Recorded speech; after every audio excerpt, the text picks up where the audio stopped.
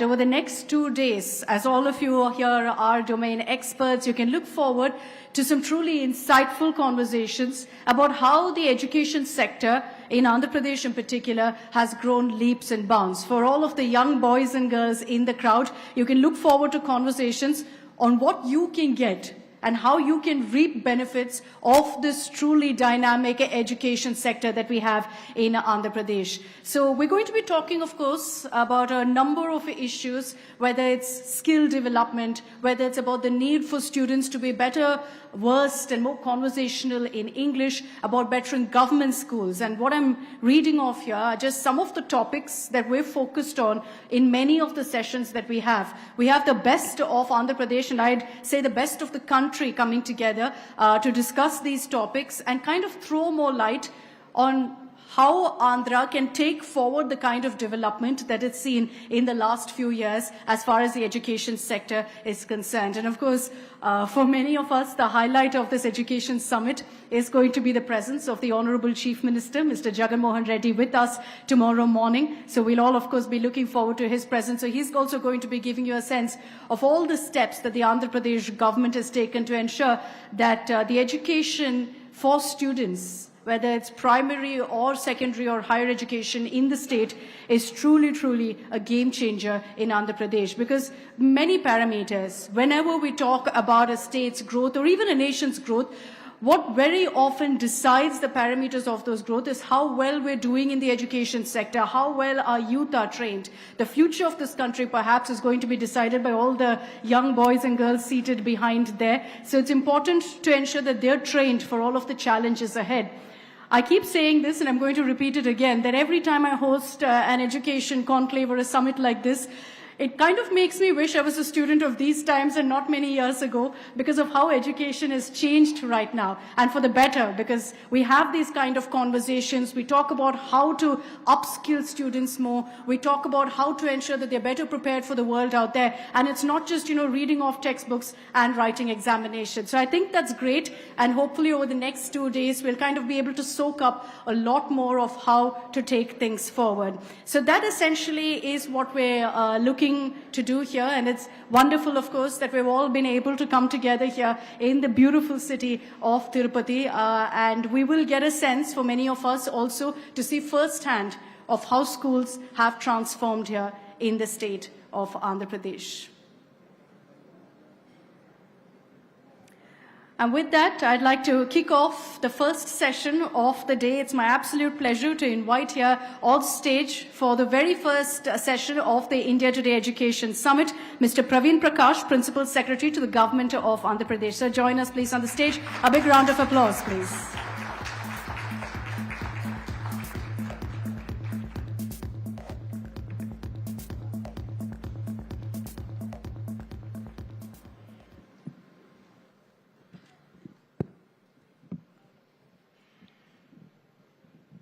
Good evening, sir. Good evening, ma'am. I think when I started off, I did speak about, what Andhra Pradesh has done right. And perhaps the starting point of that is kind of understanding how to get right the education policy of the government. What is going to be, the foresighted approach that you have when you're going to education in Andhra. So what was that about really, sir? How did you start that off? The reforms which the School Education Department of Government of Andhra Pradesh started in year 2019, when the present government assumed the office, all the reforms and the policy changes were fundamentally based on two big blocks.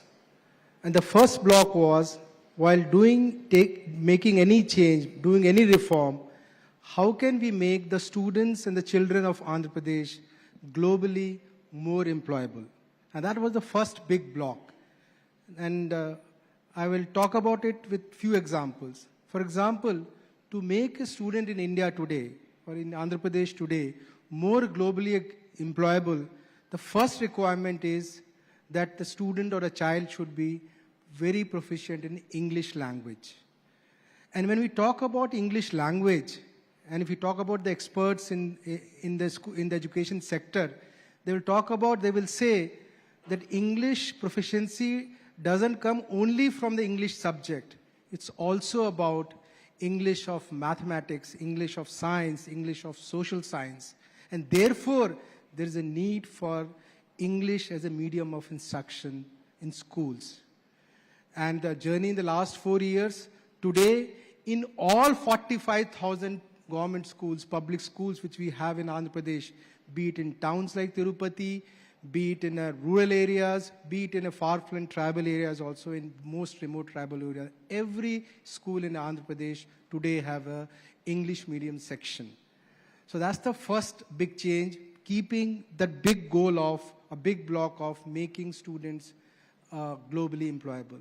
The second thing is if you have to make a child globally employable, then it's not only about the comprehension of English language, or good grammar or good vocabulary. It's also about the speaking skill, listening skill.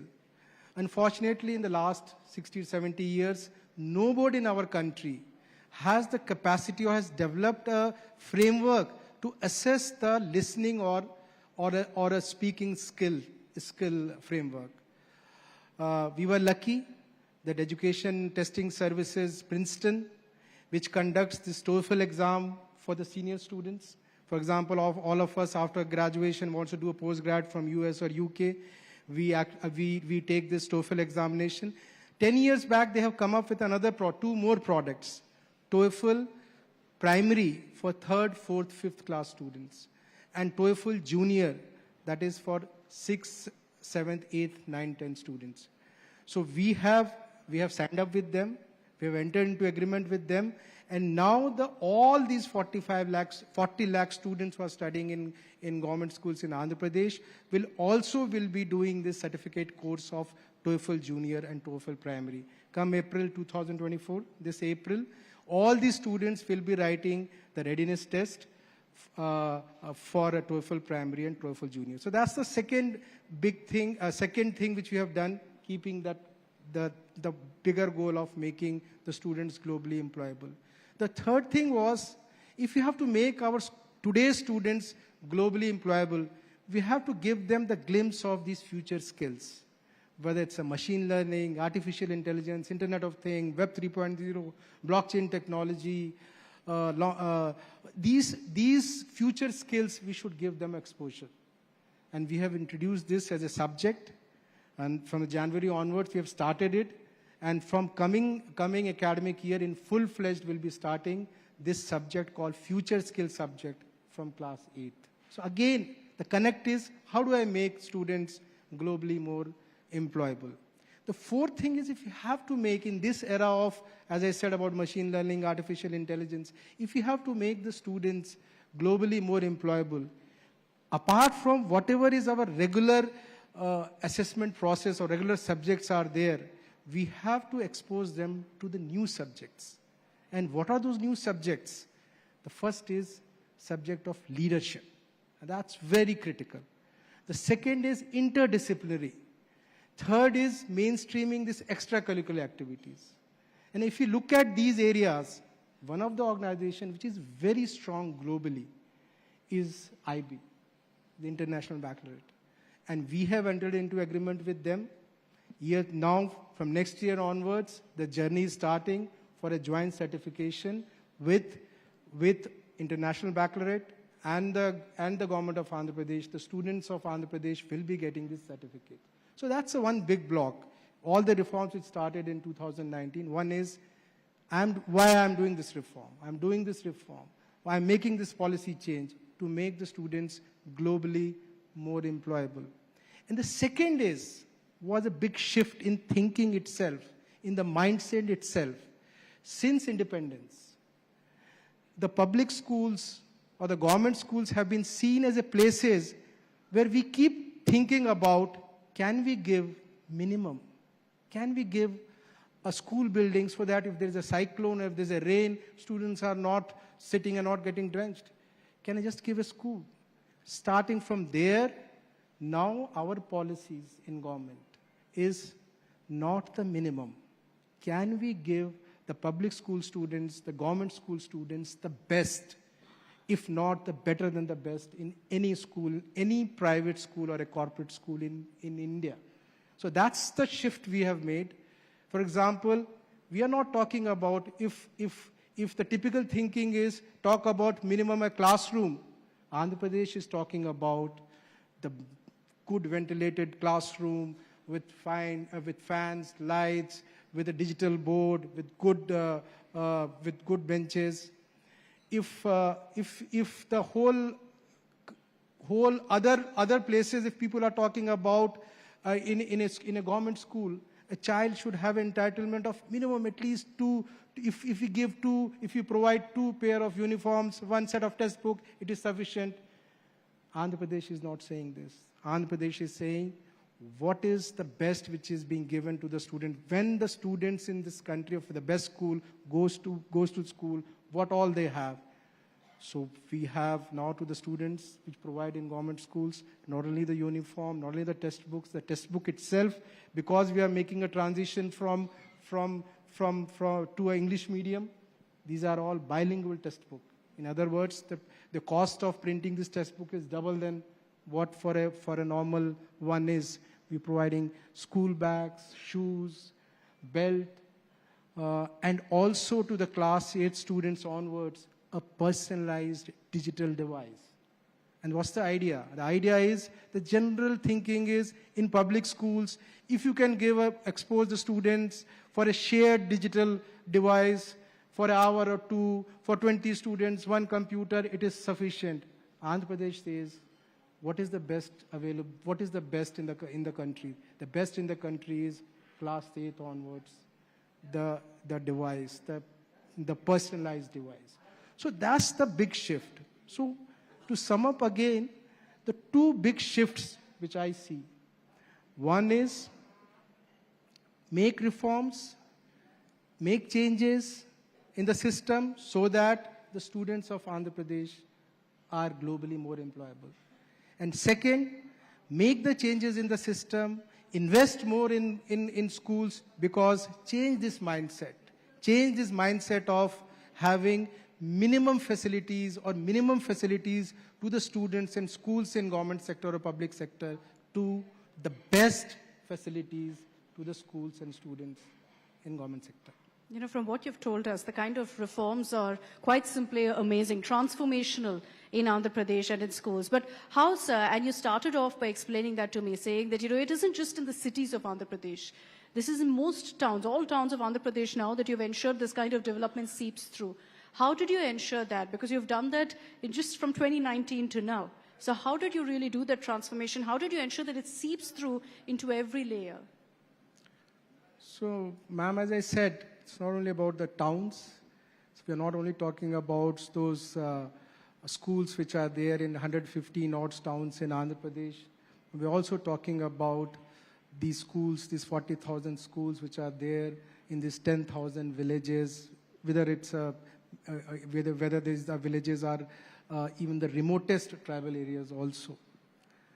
Ma'am, the way our system in our country is, it's the political leadership which sets up the agenda. And then we, as a bureaucrats, as a civil servants, we take the agenda with total energy and implement this in the true spirit. So to achieve this, the first thing is about availability of budget. If we have money, then only we can get all those dreams. So first thing was, we are lucky that the government, our chief minister provided huge budget to our department.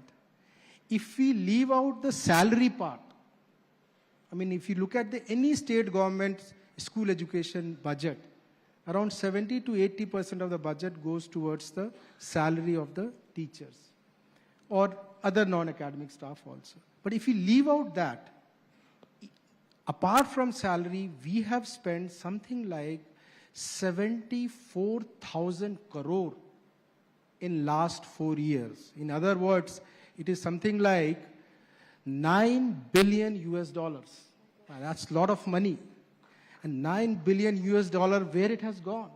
So if you compare a state of Andhra Pradesh size, a Andhra Pradesh size state in our country, for improving the infrastructure in the schools, spend something around average 250 to 300 crores.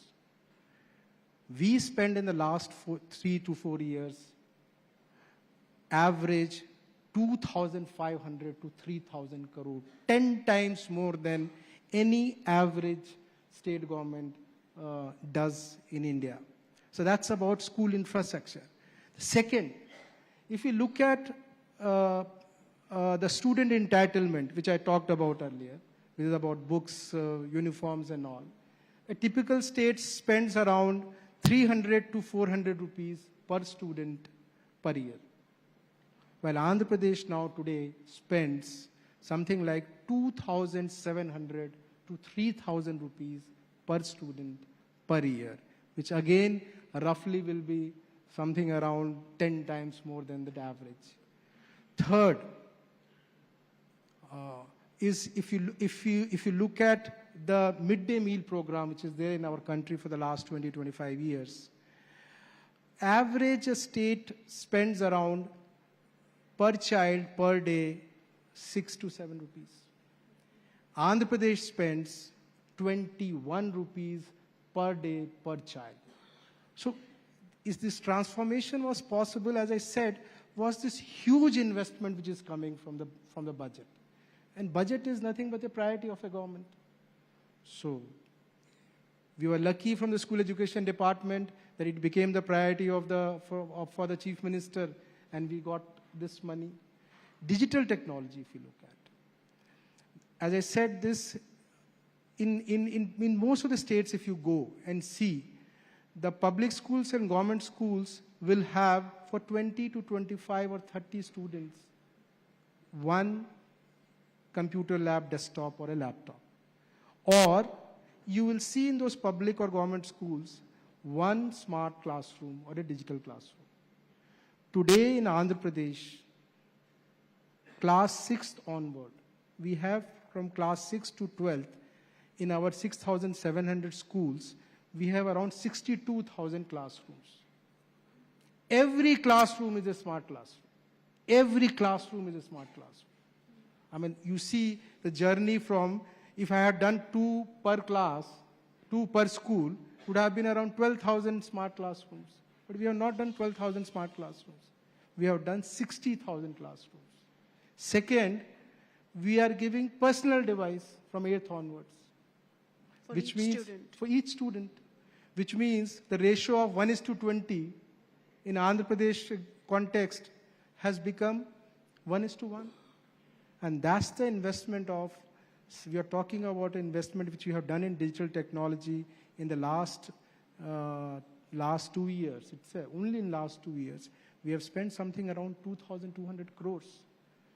So all this reform which we are talking about became possible because of agenda setting by the government, by the new government, and to back the agenda setting, to walk the talk, the budget which was provided to the school education department. But beyond that also, sir, to build this kind of digital infrastructure is a huge challenge.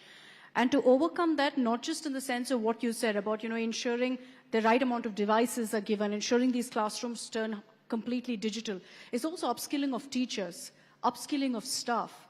So how did you ensure that you looked into all of those aspects to make this kind of, tech-led learning possible?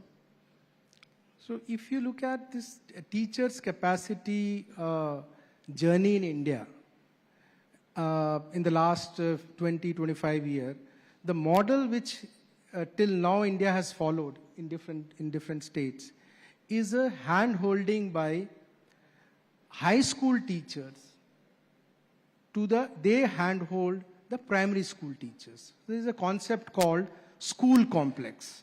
So school complex, the nodal school will be a high school, and these high school teachers do a hand-holding, capacity building of a primary school teachers. So typically, for example, in Andhra Pradesh, we have 6,000 high schools, and we have around 40,000 primary schools. So the ratio of say 7 to 8 or 9 primary schools. So these teachers do the hand-holding.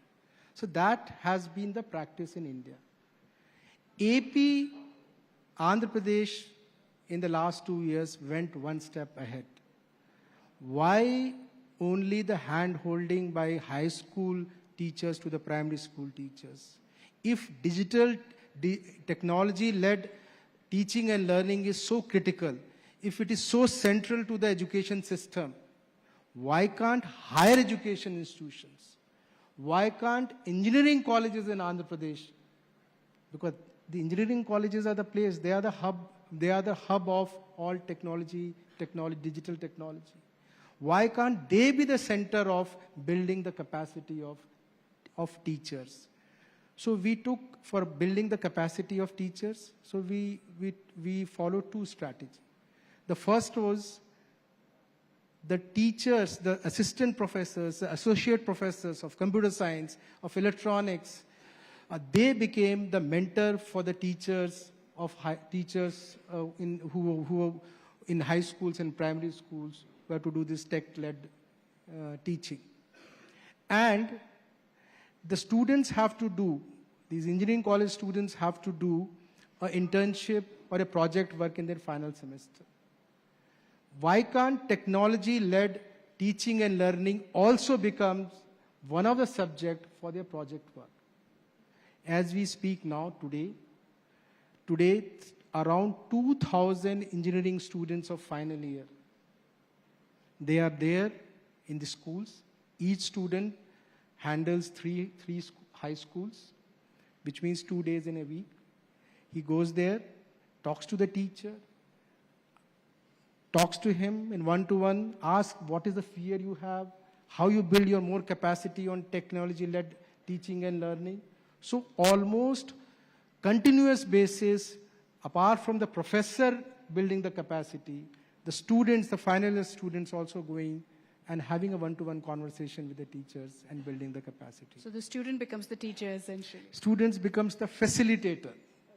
Facilitator, because now it's a new thing. In technology, as all of us know, in digital technology, what is relevant today? I agree. Is after 3 years, it will not be I must say, I've never heard this strategy anywhere else before, of students being used to kind of teach teachers as well. So we are talking about a new level of connect or hub or spoke model. Not from high school to primary school. We are talking about engineering colleges to high school. So that's the way we are approaching. Another aspect, since you brought up engineering colleges in the state, is that Andhra and Telangana has the distinct reputation of sending most students to the United States for studies. So is the government looking, sir, to kind of boost children and ensure that they're better prepared, better equipped to go to the United States and study? Or are you looking at bettering the infrastructure here so that most students say, hey, let me not go to America, let me stay in Andhra, in my hometown or in my city and study? See, the way our policy, and this we keep discussing in our review meetings also with our Chief Minister, and he constantly talks about this issue. Let's build their capacity and let the final choice be left to the student. We should respect the decision of the students. We should respect the decision of the parents and students together. In fact, when the first time when we in 2020 we started, we have a scheme for the poor students from class 1 to 12, means scholarship, where every child, every student who has attendance of more than 75%, his or her mother gets around 13,000 rupees in compensation of the wage loss. A lot of discussion was there that let us do this scheme only for the students who are going to the government school. The Chief Minister was of the view, no, we should respect the parents' choice or the student's choice. Let the scheme be open even to the students, the poor students who are studying in private school. So it's not one against other. It has to be a positive competition. It should not be a restrictive competition. My government school should be so good that naturally the parents and students should come to me, not forcefully. Wonderful. In the last few years, has the Chief Minister had a checklist of sorts of how he wants education to be transformed? And how many of those boxes have been ticked essentially?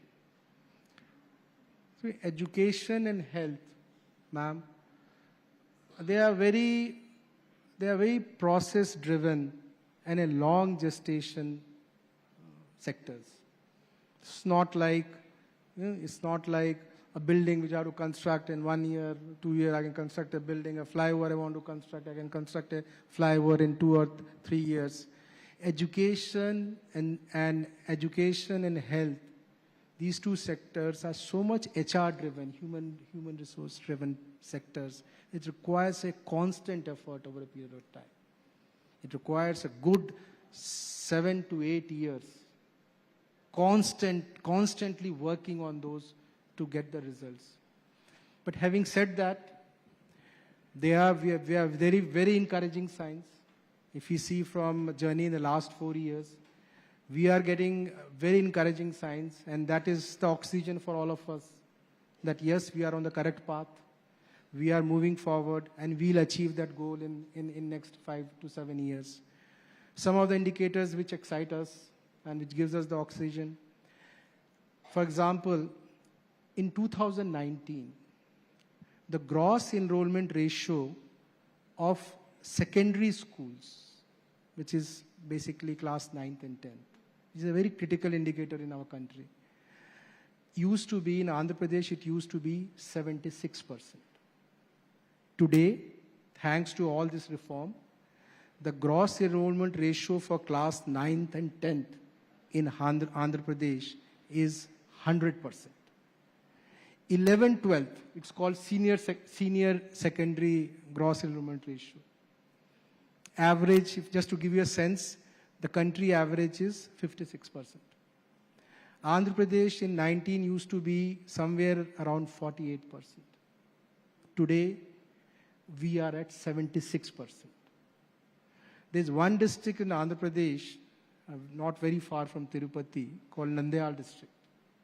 The Nandyal district has claimed and has achieved 100% GR in all the 3 sectors. We call it composite GR, from class 1 to class 12. But the way we position ourselves, we say, that's what the work we have done. But let it be verified by a third party, which is not a state government entity. So we have requested the Quality Council of India, which is a Government of India organization, a very reputed organization. We have asked Quality Council of India to check and tell what we are saying is correct or not. I may say, yes, I have achieved 100%, I have done this, etc., etc. People may say, okay, you are the doer, and you are announced, you are the student, and you yourself are writing exam for yourself. So as we speak today here, the Quality Council of India has started their work in Nandyal. And 2 months from now, you will hear this news that Nandyal district has perhaps become the first district in the country. We have 600 such districts in our country. First district in the country which has achieved this composite GR. So one is access part of it. We see early signs, we see these results, positive results as I've spoken, it gives us oxygen. The second thing is about learning outcomes. Okay, these are inputs. What are the learning outcomes? So as you know, in our system, in Indian system, till class 9th, it's all assessment. The examination, the first public examination, very proctored, starts in class 10th in our country. So if you look at the class 10th result of Andhra Pradesh this year, of government schools, I mean, that's where the bottom of the pyramid are. Our high school result this year compared to last year is up by 13%. It's not 1 or 2%. We are up by 13% compared to last year. If you look at the students who scored the 10 highest ranks, I mean, obviously in every rank there will be many students. It's only 600, maximum marks is 600.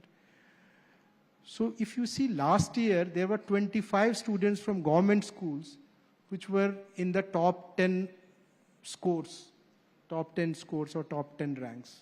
This year, this figure has gone up from 25 to 63. If we look at first divisions, 60% and above, that number also has gone up by 7%. So these are the indicators, whether it's access, whether it's a learning outcomes, we feel that we are in a correct path. We have to keep walking. And as we keep in our review meetings, our Chief Minister keeps motivating us by saying, always think, can I do better than what I have done yesterday? So that has to be journey. Education and health are like that sectors only. So he keeps you moving, he keeps you achieving all of these goals. What's also important in the sector like education is, as you've mentioned, using the kind of tools that you have available, using technology. And a big aspect of that, the buzzword going into 2024 has been AI, artificial intelligence.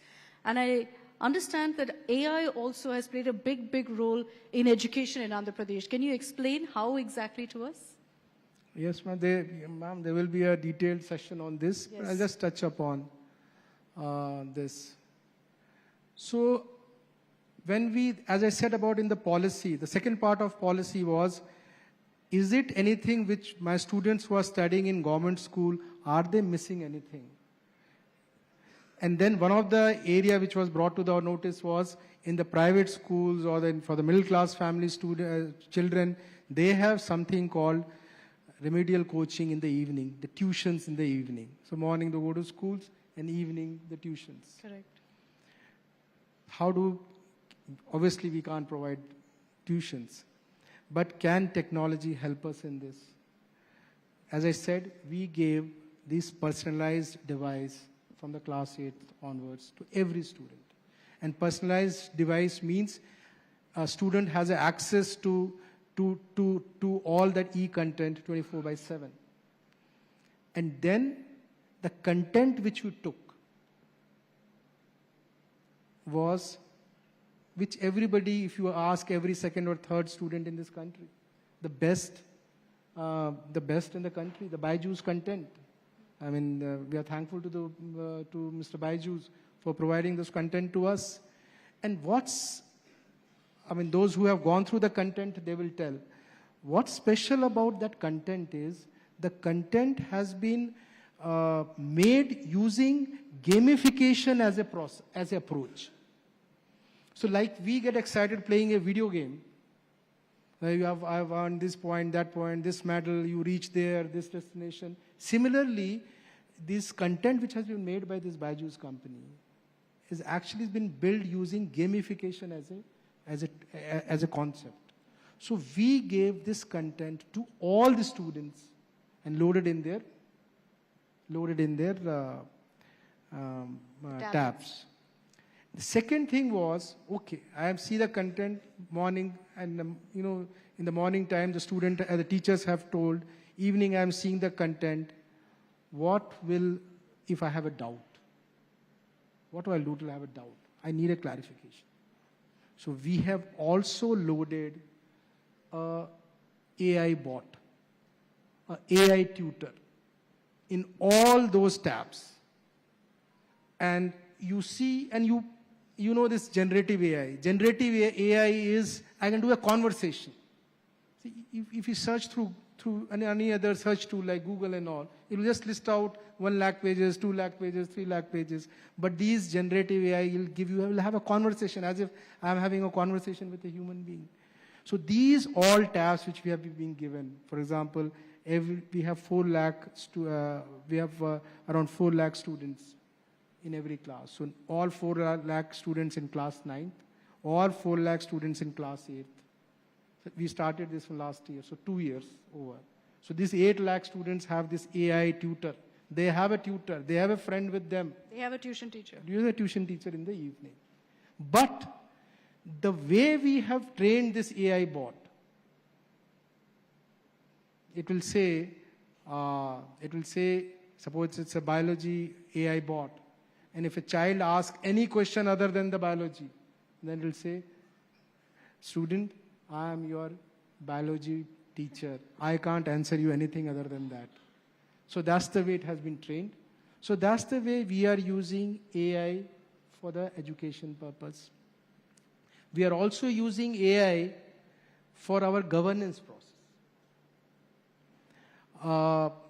For example, I'll just give you one or two examples about for governance. Now, as I said, we are spending a lot of money in providing midday meal. As I said, other states are spending 6 rupees, 7 rupees per child per day, and we are spending 21. So huge lot of money we are spending. Can I use artificial intelligence for monitoring the quality of meal which is being provided? So how did we achieve this? We on rotation basis. So a school has a 15 or 15 teachers, a 10 or 15 teachers.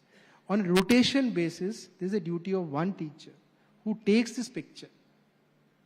So in all 45,000 schools, one teacher on a rotation basis takes the picture of the meal which is prepared on that day and uploads on the cloud.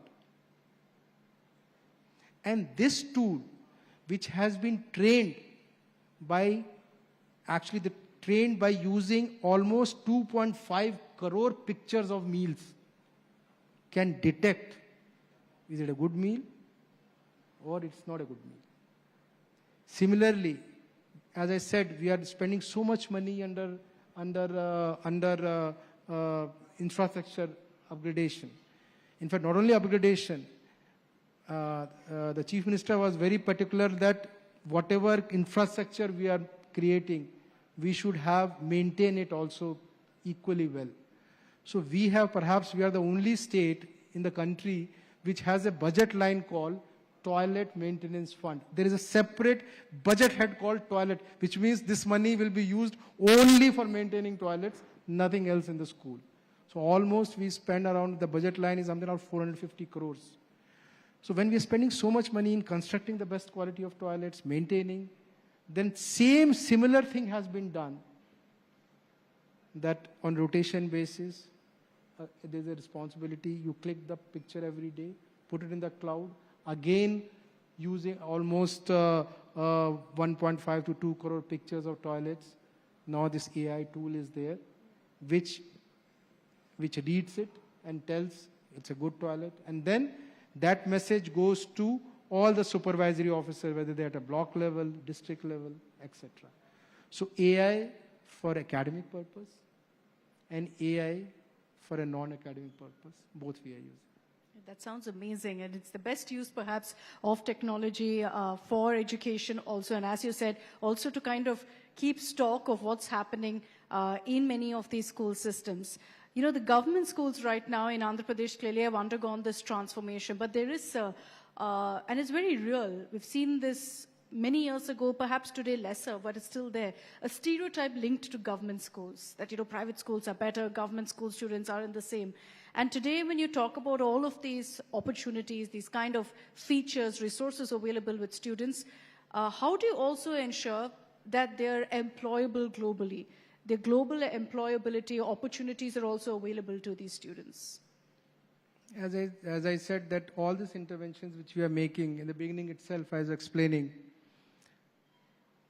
if 5 years from now, or 7 years from now, if a student from Andhra Pradesh government school says, I have TOEFL primary certification, I have TOEFL junior certification, my 10th class certificate or my 12th class certificate is a joint certification with the international baccalaureate.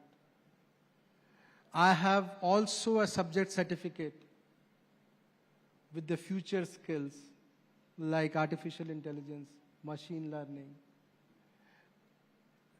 It's not that student will be after the companies. We feel other way around. Companies will be after the students of Andhra Pradesh. Amazingly put. Your state, of course, has focused so much on education, as you've told us. And now you hear a lot of these education models, the Andhra education model, the Delhi education model. What does it really do for a state, sir? Yes, it transforms the life of a student, it transforms the opportunities that a student has. But why is education so crucial in also ensuring, holistic development of a state or of the country? As I said, in governance there are 60, 70 different areas, and every area has a department. The departments, different departments in government, and it's the political leadership which then prioritize out of 1 to 70. So definitely, why education has been in so much in focus in Andhra is under so much talk. Everybody's talking about Andhra Pradesh model is because it has been put as a very, very high priority by the Chief Minister. Why Chief Minister has put it at a high priority? He is there tomorrow with you. Perhaps you will ask this question from him.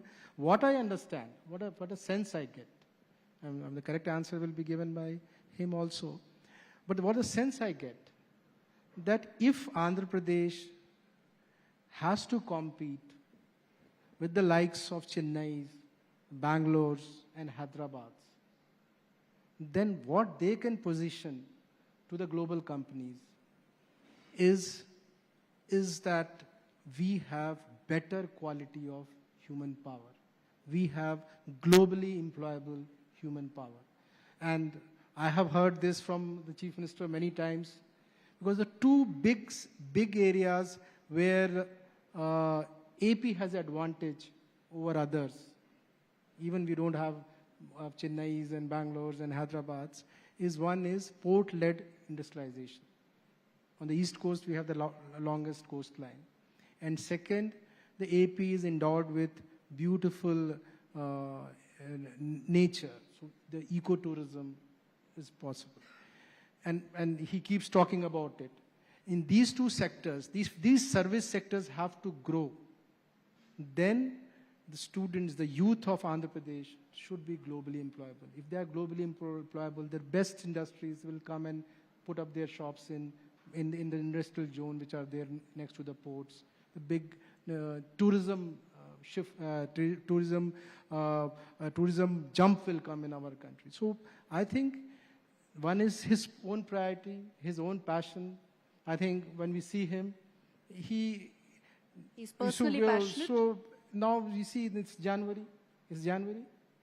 If the election is only 2.5 months, ideally, and our state is going for election, which is both parliament as well as assembly elections.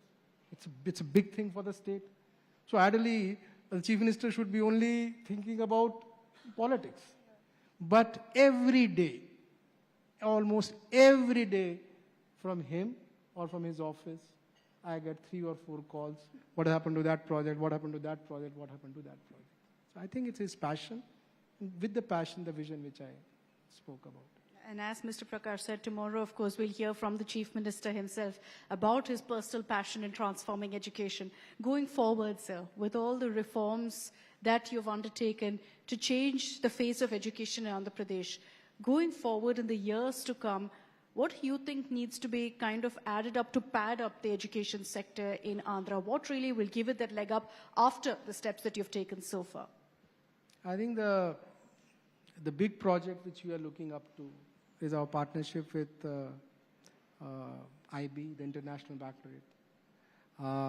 We have entered into a partnership with them, and the next 1 year, we will be training all our officials, not only teachers, but officials, and we'll start this journey of, and the partnership which we are doing with the International Baccalaureate or IB is in a very, very sequential or progressive manner. We're starting every year 1 class. So the whole transformation of IB-inspired teaching will happen in government schools in Andhra Pradesh from 1 year, from class 1, the next year class 1 to 2, the next year 1, 2, 3.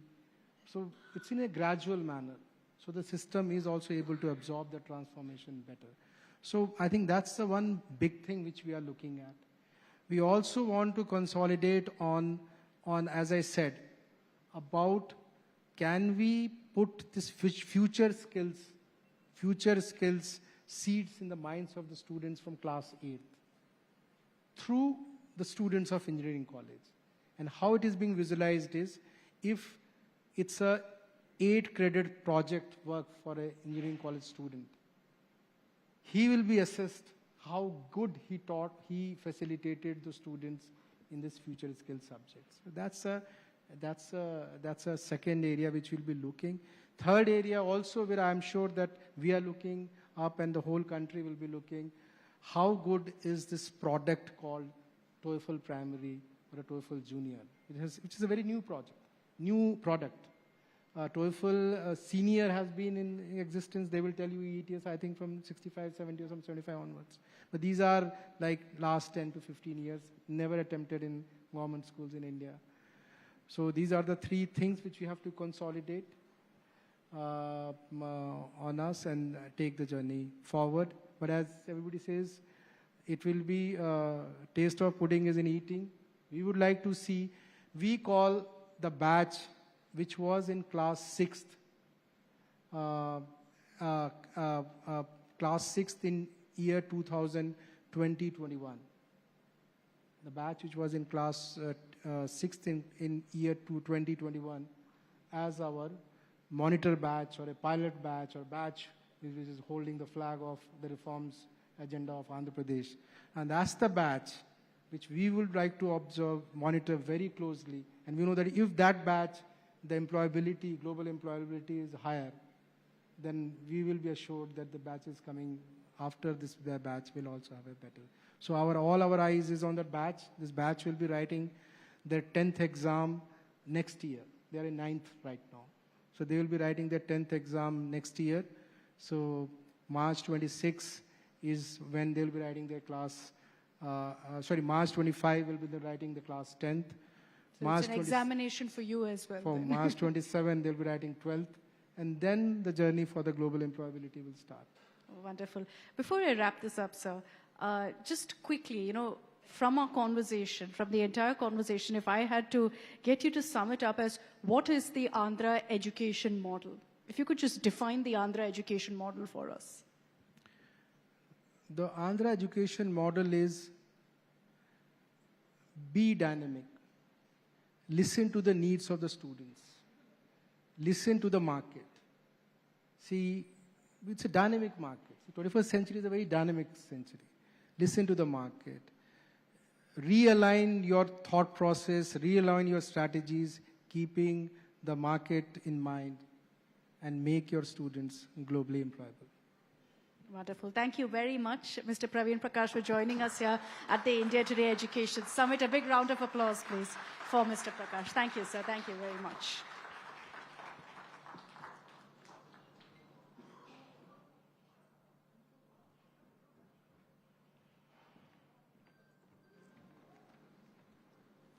Just give us a moment as we set up for the next session, which will be Adapting for Excellence, State Education Boards and Global Standards panel.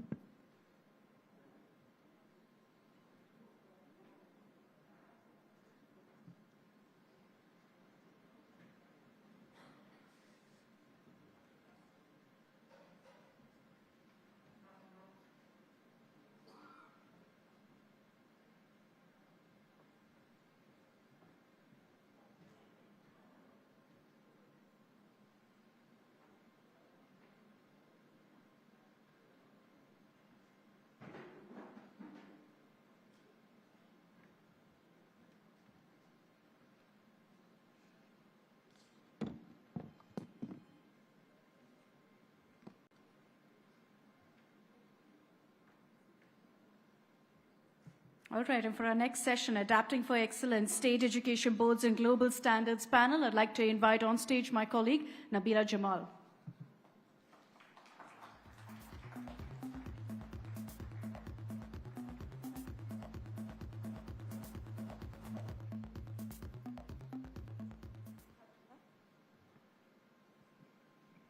Can I have our panelists on stage, please, requesting three of our excellent speakers, subject expertise. If we could have Saurabh Gaur, IAS Commissioner, Intermediate Education for Andhra Pradesh. We also have joining us Mahesh Srivastava, who's the Regional Director, South Asia at Cambridge. We also have Mahesh Balakrishnan, who's the Senior Manager, South Asia, International Baccalaureate. Thanks very much for joining us, sir. Aiming for excellence. I think Andhra Pradesh, by far, from what I heard from Mr. Praveen, have already excelled in many ways. Every state aims at bringing drawing students to their state board because that's the kind of trust parents should have ideally, and I think Andhra is doing a great job at that. Y'all are integrating education, state-level education with the international board. That's unheard of, at least in most states of India. So Andhra seems to be pioneering in that direction.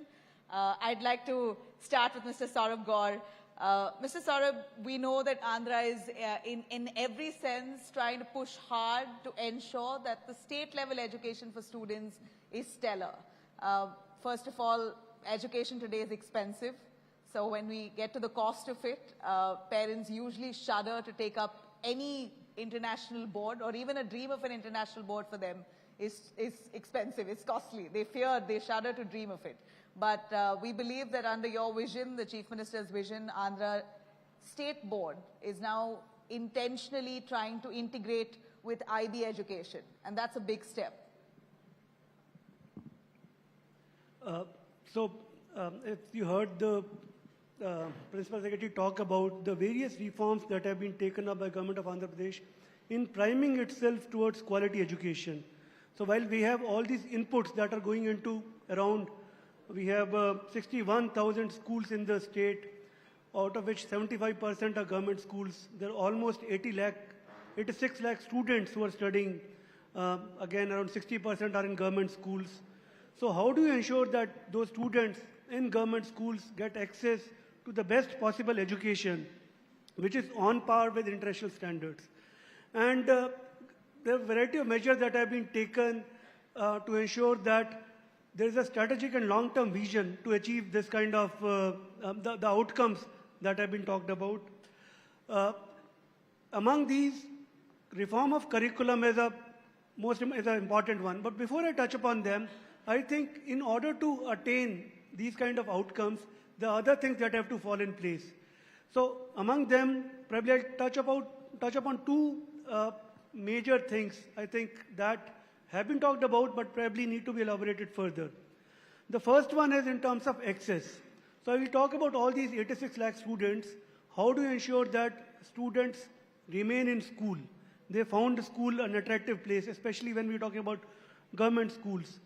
Andhra Pradesh has a unique distinction of being able to, first of all, identify each and every student in the school-going age group between 5 to 18 years. In fact, today, since we talk about secondary level also, and all these 86 lakh students, 99% of students have been given a unique student ID. They have been Aadhaar seeded. So while it might look like a very innocuous thing to say, but what it enables is that every child gets counted.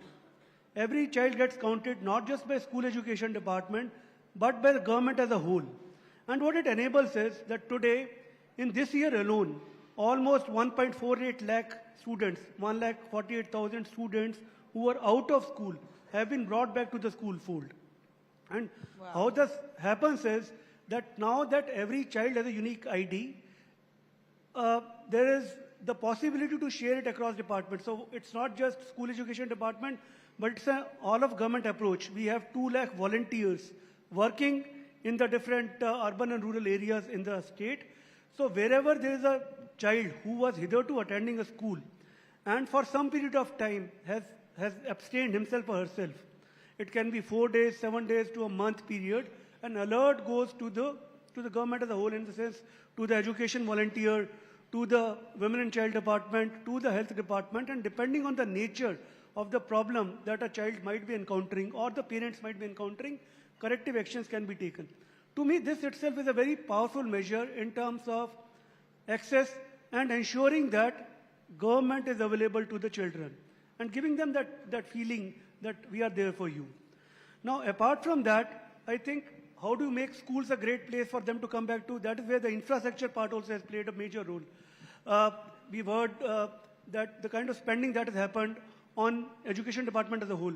The spend on improvement in infrastructure has been almost, the budget committed is around 11,600 crores. So almost $1.5 billion only for sprucing up infrastructure in around 31,000 schools is what has been committed. And 70% of that expenditure has already happened also. So it's just not something that is there in the paper, but something that is very real. And even there also, look, if you were to be building a road, it would be probably, it is a major infrastructure project that is amenable to easy expenditure. You're talking about works relating to drinking water, electrification, toilet maintenance, furniture, compound walls, and so on and so forth in 31,000 institutions. So to enable that, there is a massive community involvement that is going on. This is not a work that is being taken up by contractors. This is something that is being enabled by the school and college development committees. Committees that consist of the principal as well as the other local community who is there. So there is a lot of ownership around the works that are happening. And I think that is what keeps the community completely motivated and involved to send their children to the school. So while all of this is happening, there is a major part of other reforms that are happening around curriculum in terms of our tie-up with IB, but I'm sure that the others will talk about it, and I'll touch upon it later. We'll surely get to the tie-up, but sir, still a question to you, Mr. Saurabh. You said that you've managed to bring lakhs of students back to education. I know how hard it is to keep a student engaged with social media today. Attention span is barely 30 seconds. That's what latest surveys say, that hardly 30 seconds can a person be focused, especially a student.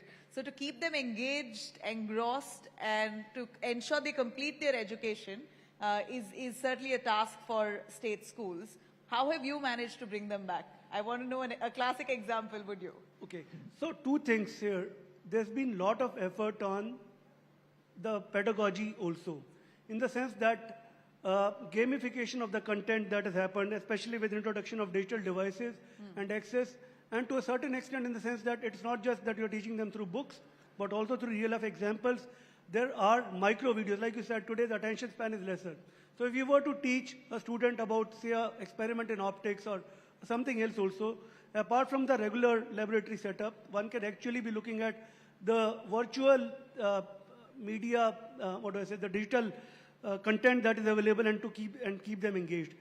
So I think on both the fronts, in terms of preparing the teachers for this and also changing the pedagogy, I think these are the two things that have happened, apart from the devices accessibility that is improved through the tabs as well as through the integrated flat panels and the smart TVs that have been a revolutionary step, in the sense that Andhra Pradesh is the only state where we talk about not providing a IFP, a flat panel or a device in a school, but in every classroom. And I think that itself, in the long run, is going to be a very, transformational measure in terms of delivering quality content. All right. If I can bring in Mr. Mahesh Srivastava, we know that for any parent largely, children still are very playful while they aren't the ones deciding on what board to select. So it's usually the parents who decide for the children, very crucial in shaping a child to ensure that they get great opportunities going forward. So which board to select? You have several options. I was just speaking to you, you said state board, IB, there's CBSE, there's ICSE, there's Cambridge that you're spearheading. So really, which is the board for a child to choose? If you're spoiled for choice like this, how would a person like you guide them? Very difficult question, Abla, that you have asked for. Right, see, every examination board has a one vision, to create a best quality of education and to create the talent pool. And based on their choices, like some exam board wanted to rigor on studies, some board wanted, and some parents wanted to go for a more holistic education. So it's depend upon it. So you have got a bucket of education system now, because we are living in a fortunate centuries. And I wish I have been born at this century where we have options to choose. Earlier, it doesn't have the option. So based on the priorities, you can choose it. I can talk more about that, what we are doing. First of all, I would like to pick up 2 points from Praveen Prakashji, what he has said. I like this vision, and our strategy and our is aligned with that, to create such a talent pool where the companies are behind them. And second point, sir has spoken about the choices to be given. Probably Cambridge talk about on those parts. So if you wanted to get a desired learning outcome and what the future skills looks like, to create those desired education outcome, there's a 4 pillar around in all the education board. And every education board define it differently. Maybe IB will define differently, we will define differently, state board will define differently, and those are CBSE. So the best part is curriculum. That's the number one priority. Curriculum is choices of subject, the way the pedagogy is, right? And the you teach is. Second is capacity building amongst the teachers. You need to train them. See, gone are the days, 30 years back, when a student has got the one source of knowledge. Now they have got 1,000 sources of knowledge. They learn from YouTube, they learn from Twitter, they learn from blogs. They have got a peer learning. We are running in the information age. So the job our teachers are changing. They are not only to an information provider, but the job is changing for being an information provider to enabler. And the learning responsibility is on a child-centric now. So that curriculum has to reflect in that, and teaching and learning, and teacher has to be enabled like that. Last thing you talk about, the attention span, which is getting 30 seconds and 40 seconds. It will go further down. If you see from 1700 centuries to now, some research has done, and they said that why it's happening. Please don't abuse Twitter and Facebook. They have done a great jobs. The type of information the human is getting bombarded has grown 100 times. So obviously the attention will go down. So you have to have apt resources which keep them engaged. And the final thing is assessment, how you are going to do the assessment. If you are able to design the assessment in a way, the way you wanted to get the learning outcome, you will be there. I will give you a very small example. Right. KG students, if you talk, when I was 40 years, 30 years back studying, we were chanting the number 1 to 100. We don't know. Just we are 1, 2, 3, 4, 5, 6, 7, 8, or 1, 2, 3, 4 in Hindi. I was from UP. Right. And then there's a difference in the counting. And then there's a difference with how to work with the numbers. So few education boards or a progressive education board, they make it very different how to take a student from counting, ranting those numbers, chanting those numbers, to start working with those numbers. So that's the learning outcome that we will be able to provide you. So basically it's assessment that really defines the curriculum at the end. No, assessment is the only one thing. I said it is the 4 pillar of all the education. Go on. I'd like you to break down for us, what are the 4 pillars of education? So it's a curriculum, pedagogy design. Then you have to enable the teachers, so they become enabler. Third is a very, very engaged resource. And fourth is assessment. And all the 4 pillars has to talk together to get a desired learning outcome. 4 pillars of education. Very interesting. In fact, Mr. Mahesh Srivastava did mention to me extensively about the curriculum you choose, and then the teaching and learning aspect of it, the resources of where you get your right resources to teach that subject, and of course, the end of it is assessment. Mr. Mahesh Balakrishna, well, I know that you are intensely into IB education and have been propagating it. I'd like to know the difference between IB and maybe CBSE, or difference between IB and a state syllabus. If you could break it down in simple terms for all of us. Thank you so much for having me here. Namaskara to everyone. First of all, I would like to say that I will take from your previous question to my friend Mahesh, and then build on that, and then also do the comparative. Parents look at it, what board to choose from today's lens. Okay? I would rather they look at a changing world scenario, a changing world order, the changing dynamics. And of course, I wish I was a student again, getting into primary, where you have so many choices, right? Making that informed choice or decision is very critical. IB is about student-centric learning, okay? We put the student at the heart of learning. That is very important. And IB's mission is to make the world a better place through education. Okay, these are 2 constants, right? Even in a changing world, this is a constant. So I would say go for IB. Why? Because I've also been an IB parent. Okay, I've been an IB parent first before I joined the IB. Lovely. And I've also had my son go through public sector education, of course in Singapore, but he's gone through that including IB. So I can see the benefit, the transformation very closely. One. In terms of other boards and what we do, how many of you have seen a movie called Three Idiots? I guess all of us. Yeah, and how many of you have seen a movie called Tare Zameen Par? If All you've of seen us. these two movies, I would say IB in the Indian context lies between these two movies. So what is it about? It is about conceptual learning. It is about contextual learning. It is not about rote learning. It is not about syllabus delivery. It talks about approaches to teaching and approaches to learning. This is very important. Okay? A lot of people put assessment as the tail which wags the cow, okay, which shouldn't be the case. One, and I think in our country we are over-testing. That's my personal opinion, number one. Number two, so to give you an example how an IB education differs from other systems of education, they are not bad, okay? But what I'm saying how it differs is, suppose a board may ask a question, when was the Battle of Panipat fought? While we say, our question could be, how can you prevent such wars from happening? The focus goes on to critical thinking. That is very important. And we try to bring in the joy of learning. If you look at it traditionally, last 15, 20 years, a lot of good preschools have emerged. Children are happy. And then when they go into formal K-12 or K-10 education, that happiness seems to disappear. So I would request parents, coming back from your earlier question, focus on getting your children happy. Focus on developing the right kind of skills. He talked about leadership, life skills, employability. The future of work is going to change. Okay? The skills of the future are changing. You have skills like storytelling, which have emerged as even for a job interview in a place like Google or a Facebook. Those kind of skills are becoming very critical.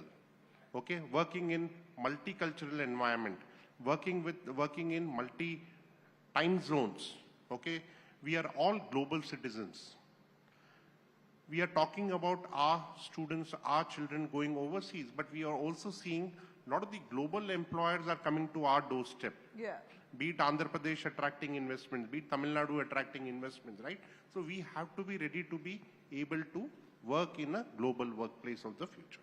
So you're saying that it makes you ready for the university rigor. Yes. That's the concept of IB, basically interactive learning, integrated, Experiential learning. experiential.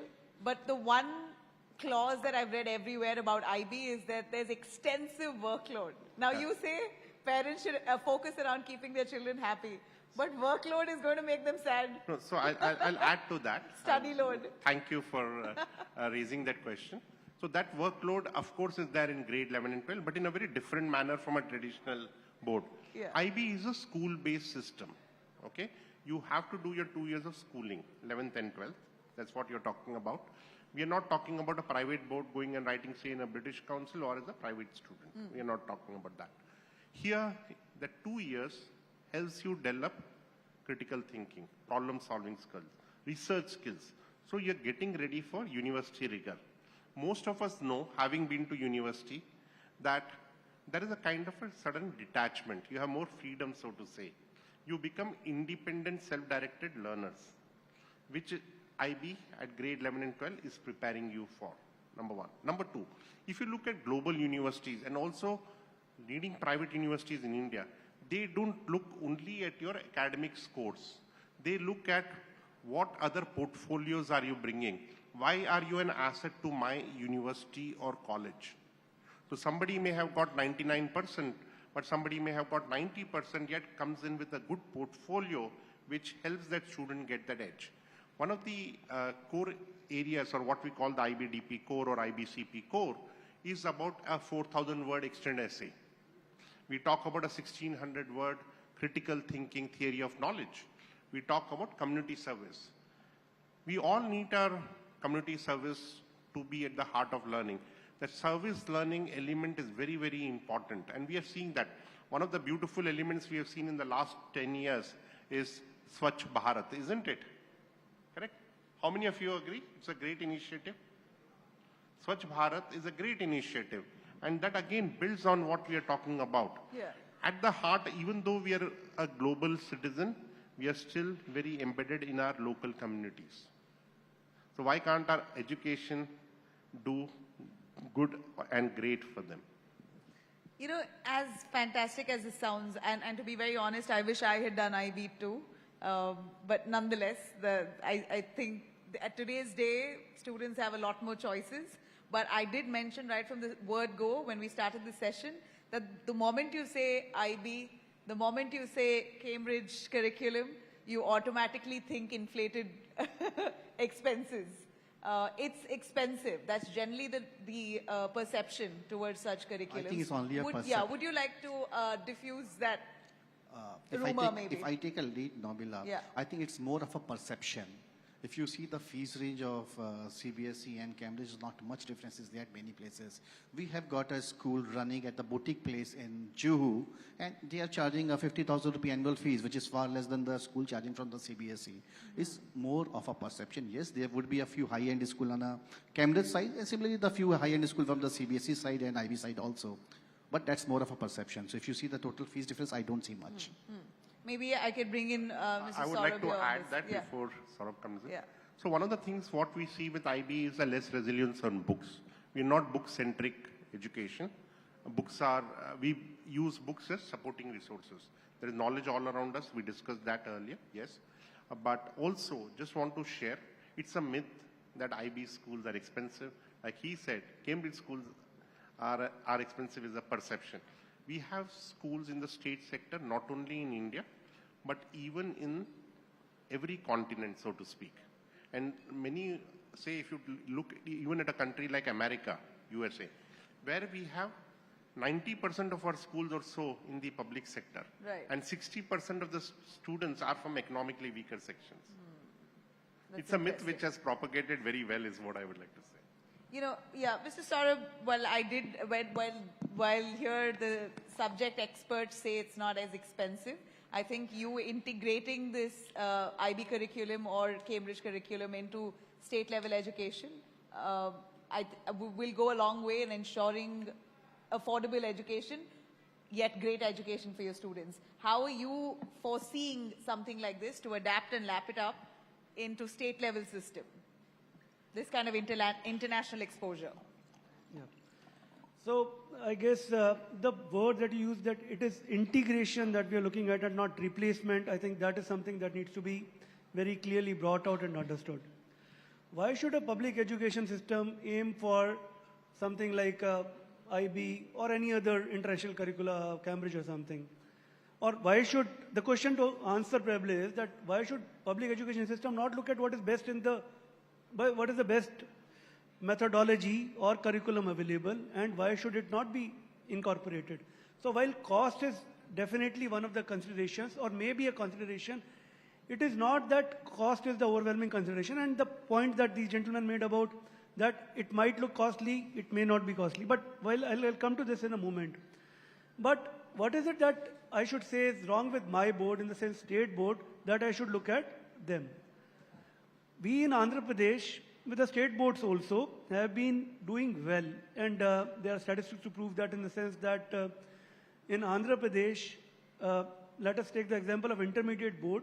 The intermediate board is followed by all the corporate schools in the state also. And there are quite a few of them, and the biggies are there, who keep on producing results in the competitive examinations, whether it is IIT JEE or NEET or MSET or so on and so forth. We have had fantastic results coming out by these schools who follow the state intermediate board. And the state board also has gone through a process of reform, and it has become more or less aligned with the CBSE board also. So that ultimately, if a child is aspiring to write competitive examination, he or she should not be overburdened by the fact that there is a separate study stream for state board, right, and another stream for the competitive exam. Right. So having said that, it is still the fact that the boards need a reform because we have to equip ourselves for the changing needs also. We have to be internationally competitive. The government is very keen that our students should be internationally employable, and I think that was brought out earlier also. So when you look at that, you are looking at how do you bring that reform and what possible partners to choose from. With a very long-term strategic vision of having students in the long run who are able to have, who are having 21st century skills, who are internationally competitive and relevant. So with these broader outcomes and goals in mind, we have entered into a strategic and evidence-informed, a long-term roadmap with IB, which is a 10 to 12-year roadmap, starting with, say, class 1 in first year. And like the gentleman talked about, the pillars on which this kind of roadmap is anchored is, number one is on the teacher education. So we are looking at 1.6 lakh teachers in government sector who have to get integrated, who have to also, first of all, not think that IB is something that is going to be disruptive. Yeah. It is not, in the sense that it is going to be integrated with what is already being taught, and it is a process that has been set in place. So teacher education to me is the first and most important pillar because it dispels many myths about what might be happening or what is probably not understood very well. The second part is on the pedagogy also, because as you bring more critical thinking based learning in the pedagogy, you have to look at what is the course that you are teaching and how do you reform that also. So I think there is a lot of work that is going to happen on the pedagogy also, on terms of the content, in terms of its delivery also, and how do you ensure that it is easily consumed. You talked about whether it is additional workload for the students. Yeah. I don't, that is something we are also very conscious of, and we want it to be easily assimilated by the parents as well as the children, so that they don't feel that there's something that is being forced upon anyone, but they rather welcome it. Because ultimately, you see, even the poorest person also today understands the value of education and quality also. Quality and everybody is looking at getting quality and the maximum time, maximum worth out of whatever time, if not money also, that is being spent. The third one is in terms of student achievement, because ultimately the outcomes will speak for themselves.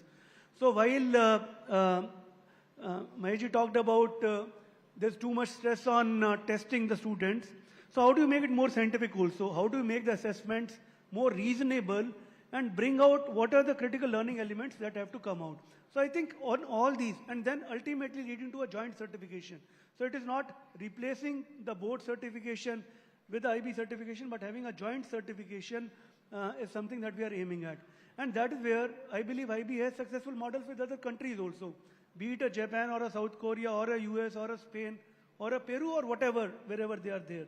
So we want to be not limited by whatever has happened till now, but be very aspirational in terms of setting international standards and ensuring that our children are able to do that. So I think that is the prime factor, apart from the point that we started with in terms of whether it is very costly. I think that is just one part of it. We have to look at it in a holistic manner. But I see that you're making an effort to make it more affordable. Absolutely. So you see, public education is government funded as of now. Yes. Okay, it will remain so also. So then the cost is the cost that is being borne by government. And to that extent, there is complete clarity, and the Honorable Chief Minister has been very clear that whatever it takes, and by whatever it takes, we don't mean that it is like it is something that will be strain or anything, but whatever it takes, we should bring the best possible educational system, having the best possible education outcome for students, and if IB is the vehicle for it, then definitely it is something that has to be pursued with a long-term vision. And you know, sir, all across the world, it's actually public education or state education that usually is the best, rated on top.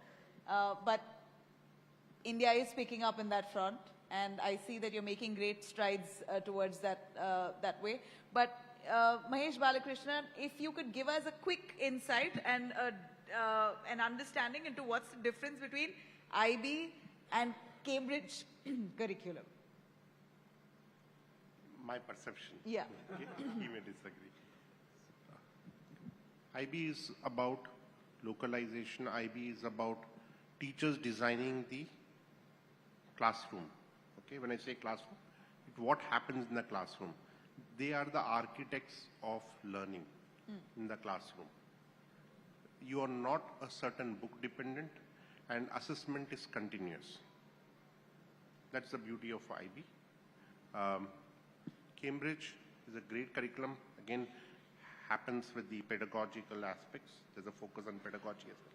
But yet again, in my opinion, it is book dependent and assessment centric. Okay, that's why no offense meant is that they have certification. They are focused on certification. We are focused on the outcomes of learning. Would you want to add your bit on that? Not really, as Mahesh shared, this is a perception, so he himself has mitigated himself. Okay, so if I talk about Cambridge, Cambridge is known for the three things. One thing is very sure, it's the DNA of a Cambridge, is a very hardcore academic rigor. So if people have a perception, oh, it's international, but it is easy, it's not. It's a hardcore academic rigor. Second thing, what Cambridge talk about, it's offer a lot of flexibility. So what our motto is, the student has to be locally rooted and globally competent. Why? Because a student learn from a lot of his surrounding. Right. Maybe pizza can be relevant into Italy, but here people will take Italy over here. Right. So you have to make it a local very relevant. So we offer a lot of flexibility. See, when you operate in a 160 countries, you can't make a very, very structured rigid. Right. So it's a very, very flexible, give a lot of options to teacher to design and bring a local element. And second thing, what after K-12? You want to proceed into university progression? Correct. And not all students wanted to go to Harvard, MIT. By saying this, I'm not saying that Cambridge student doesn't go to Harvard, MIT. But our 70% students remain in India, crack your IIT, NEET, and central universities, and 30% goes on the best of the universities. So we are very closely aligned with the Indian education system. And yes, we are exam assessment centric, but understand the way the other examination board assess, we assess it differently. Maybe the other examination board may assess on the foundation level, conceptual level. We will focus more of assessing your ability and skill and how you can put your knowledge. So that's a little difference over there. Yeah. I would like to pick up something from what Saurabh mentioned about our work in different countries. One of the things, unique elements in our approach and work with different governments is our collaboration, our partnership, and localization. This is something, and what he mentioned and what Praveenji mentioned is we are looking at a partnership. If there is a certain amount of localization which is required or specific elements which AP needs, IB would consider that and work together with them. Oh, that's lovely. You know, I do want to delve a little on the kind of opportunities that students would get should they choose IB as their stream. If you could give us a sense of the kind of global opportunities and the global recognition that IB has. So IB globally enjoys great recognition. And with the joint certification coming in with the government of AP, we see, say in 10 to 12 years, these students having greater access to global universities, employers, and many other areas, including teaching research. I think that is something which is there for these students to enjoy, number one. Number two is also IB focuses on two things when it works with schools and governments and everybody, is to align with the IB mission to make the world a better place through education. And second is a commitment to professional development. IB lays a great emphasis on professional development. And these teachers, we believe that subject concepts are the same. The pedagogical aspects are very critical, and what we focus on are these elements to make them great teachers in the classroom. It's a myth that public sector teachers are not good. No, that's not true. We've seen that globally that state school teachers can be great teachers. In fact, one of the best, I would say, surely. In terms of Cambridge opportunities for students opting the Cambridge stream, Cambridge curriculum, for them globally? I think globally we are a world-recognized institutions. You get a lot of credits. When you go to travel to America, obviously it's a UK qualification. You will not have any challenge to Europe. So most of the places is equally accepted and preferred one. We have done one analysis in San Francisco, and it's a 3 analysis. And what we came that our student progressed well in university. They have cleared the courses in a short term and a better grades than any other examination boards. So obviously we prepare our student better for the university examination. But yes, one thing is a core. Cambridge is not for the academic rigor. All right. You know, as much as we speak of multiple curriculums that are now available, Mr. Saurabh, I'd like to ask you a question which the entire country is speaking of today, the new education policy, the NEP, which has been spoken about extensively by the government of today at the center. Have you considered that? Have you thought, has there been any conversation around it? No, absolutely. You see, with education as a state subject, what NEP has done, the new education policy has done, has provided a great guiding document and framework for different education departments across in different states to be able to gauge themselves, to be able to make those interventions that are, that at least through the process of deliberation I found to be the most useful ones. It is attempting an education policy is always a very honest task. So I think new education policy, with all the pulls and pushes and the fact that India is a very socially, in the sense that you have to take care of the regional interests, the local interests and so on and so forth. I think a great job has been done in linguistic interests and so on and so forth. In Andhra Pradesh also, I think some of the key elements of new education policy that we've been very keen about and have in a way put into place is the one is on terms of vocationalization of education and the integration of vocational education with our curriculum. Today we find that a student after passing class 12th, if he or she is not aware of the world outside, he or she has not been able to gather some real world skills, I think we have not done justice to that. And so that is where I think in terms of today, the education is not just about getting knowledge, it is about having those skills to be able to be a useful member of the society. I think that is where we run a very strong vocational program as part of our intermediate education, where students are exposed to a number of skills and they can choose it as a part of that.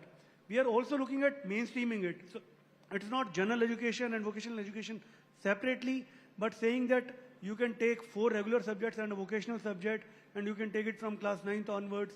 And today, with the newer initiatives of Academic Bank of Credit and a continuum of education, so we are looking at how do you best utilize the time between, say, class 9th and class 10th, time between class 11th and class 12th, and can you offer them any opportunities by giving them skill-based, interventions, which count for a credit also, which count for their regular education also, but also expose them to real world. If I see how does a child in India, and I'll talk about the country as a whole, differ from probably a child in US, here a child outside is exposed to the outer world or the real world in terms of internships, opportunities that they take up. Now, how do I enable it? There is, in Andhra Pradesh, for example, we have 2.5 lakh business establishments. Everybody can do with an extra hand or so.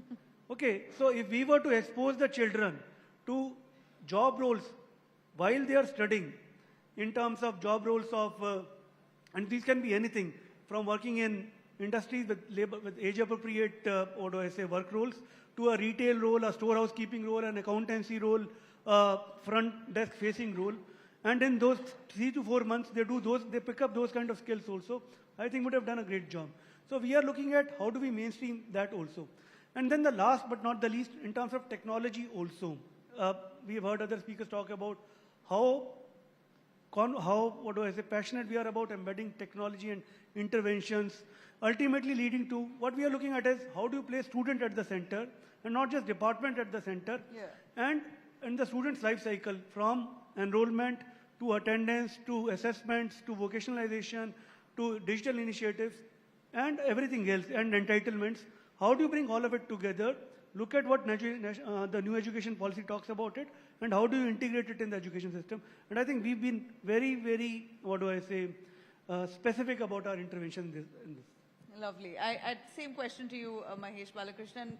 IB at Stream, Is it open to adapting and tweaking itself to NEP? How would you receive the discussions around the new education policy? Thank you. Because we don't need to tweak ourselves around NEP because we feel that the NEP itself draws very heavily from the IB. Inspired by IB. Yeah. Right. So like we call inquiry, they call discovery. Okay, they're talking about skilling, and I'll come down to that. They're talking about subject choices. We have always had subject choices. We have always had 6 subject groups with a lot of subjects for students to pick and choose from. So that has always been there. They talk about numeracy, literacy, and all that. Again, fundamental to the IB. Now, I would like to talk about skilling a bit. So we have a great program called IB Careers Program, which is for grade 11 and 12, which blends, like he said, academics and allowing a student to pursue their passion. We envisage in a changing world that a student can go on to higher education or can become employable. He can take a gap year, do his own startup, and then get into higher education. There are many avenues. One of it is also a partnership with Microsoft as a career-related service provider for the IBCP program. That's just one example where we are getting them ready for a changing world. We have design as a mainstream academic subject in the middle years. We have, he mentioned about interdisciplinary learning. We have transdisciplinary learning in the primary and then scaffolding into interdisciplinary learning. We have subjects for that. For us, technology, say IT, cuts across as a domain, right? It can be used in languages, it can be used in mathematics, it can be used in sciences and so on. So the students are well developed holistically and ready for the future. Fantastic. Finally, if you could give me a sense, Mr. Saurabh, on the kind of digital technology, the way technology is immersed into your state level education, because I heard Mr. Praveen also speak extensively on that. It's important today that our kids keep up with the global trend, and you see globally education is almost shifted, classrooms have shifted virtual. Have you come up with that kind of infrastructure? What's that kind of push that you're giving in the tech side? Yeah. So I think I'll answer it in 2 parts. One is the technology infrastructure that has been put in place. Today, all our schools are digitally connected. Through BharatNet and other interventions, Andhra Pradesh has been one of the leading states in terms of telecom penetration also. So what we've ensured is that every school has a functional internet connection. And with the fiber to the last mile, fiber to the school, or whatever connectivity to the school, we will ensure that connectivity problem is solved. Then is the device. And today with the integrated flat panels and the individual devices also, we have made giant strides in terms of that also. With the technology, with the devices and the networking, that is the connectivity in place, then comes the content. The content also, we have enabled different learning management systems, and we are ensuring that students have the choice, whether they learn from Byju's or from anybody else. But they are made available the best possible content, and I'm talking about public institutions here, that they are not at any disadvantage vis-a-vis any child studying in a private school. Then we come back to the services part also. Andhra Pradesh, for example, today, one of the important things that we talk about in our discourses is ease of studying or ease for students. So today in Andhra Pradesh, we have DigiLocker enabled for students in the sense that all the results of the boards are available from 2004 onwards. All the certificates are digitally made available to the students through their DigiLocker accounts. Tomorrow it will be a very empowering thing because the academic bank of credits also that is coming up, which calls for that if you've taken an ITI education or you've taken an intermediate board education, the equivalence that it sets in place for higher level, I think these are small things, but these are very powerful things. Yeah, absolutely. And then finally, student services. All certificates, like I said, are made available through online mechanism only, so that nobody has to go around and there's no paper pushing that is happening around. So I think with all this gamut of technological intervention, and then we've talked about the AI engines also, whether it is for food quality check or for our infrastructure monitoring and so on and so forth. What we are looking at is, today Government of India talks about a National Digital Education Architecture, NDEAR. Yeah. We have actually put that in place, all the elements of NDEAR, from the public digital infrastructure to the digital public goods in terms of Aadhaar-based seeding of all the students, to the microservices that enable the set of interfaces, a unified educational interface, so that anybody can plug and play, and it becomes a sandbox. And we actually invite the innovation ecosystem, the startups, to come and partner with us, because today we have a unique student ID, we have a unique institution ID, we have a unique teacher ID. So we have the digital public infrastructure in place to enable a variety of innovations or techno-enabled, newer things to come and integrate with our system. Right. You know, on a final note, I'd like to ask, we know our students are groomed in every possible way to excel in their academically, in sports, in tech, whatnot, but we're not producing robots here. At the end of it, emotional quotient is something that usually is missing in a child. They do not know how to emotionally connect or express. Is there anything that you're doing in that space, Mr. Saurabh, at the state level to tap into the emotional quotient, groom them in such a way where they're able to express themselves?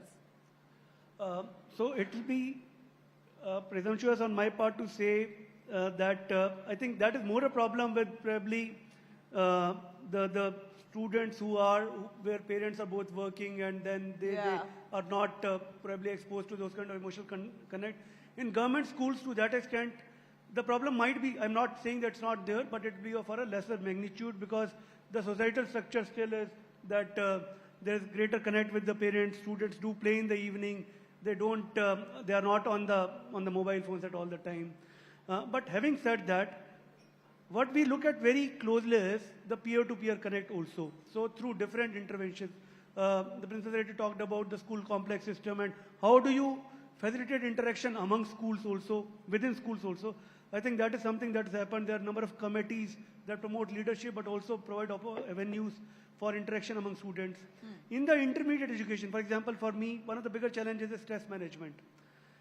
It is in such a competitive environment, how do you manage that students who pass through a very stressful environment, how are they have an anchor or they have a fallback option for them. Yeah. And Government of India, in fact, recently came out with Umeed program. It is a stress management and prevention of suicides and other related activities or related mishaps. Yeah. So we've been very careful, conscious about having school counselors, and we are actually rolling out a program also, where through a method which is scientifically proven, we will have student counselor or school counselors being put up everywhere, peer monitors to look at students in distress or students in need of care and protection. So I think all these things are falling into place, and we look to have a great learning environment for the students in our schools.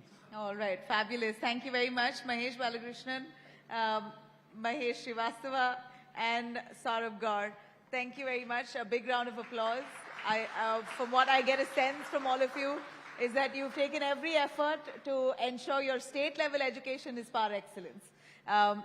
All the best in that endeavor for you and all of you. Thank you.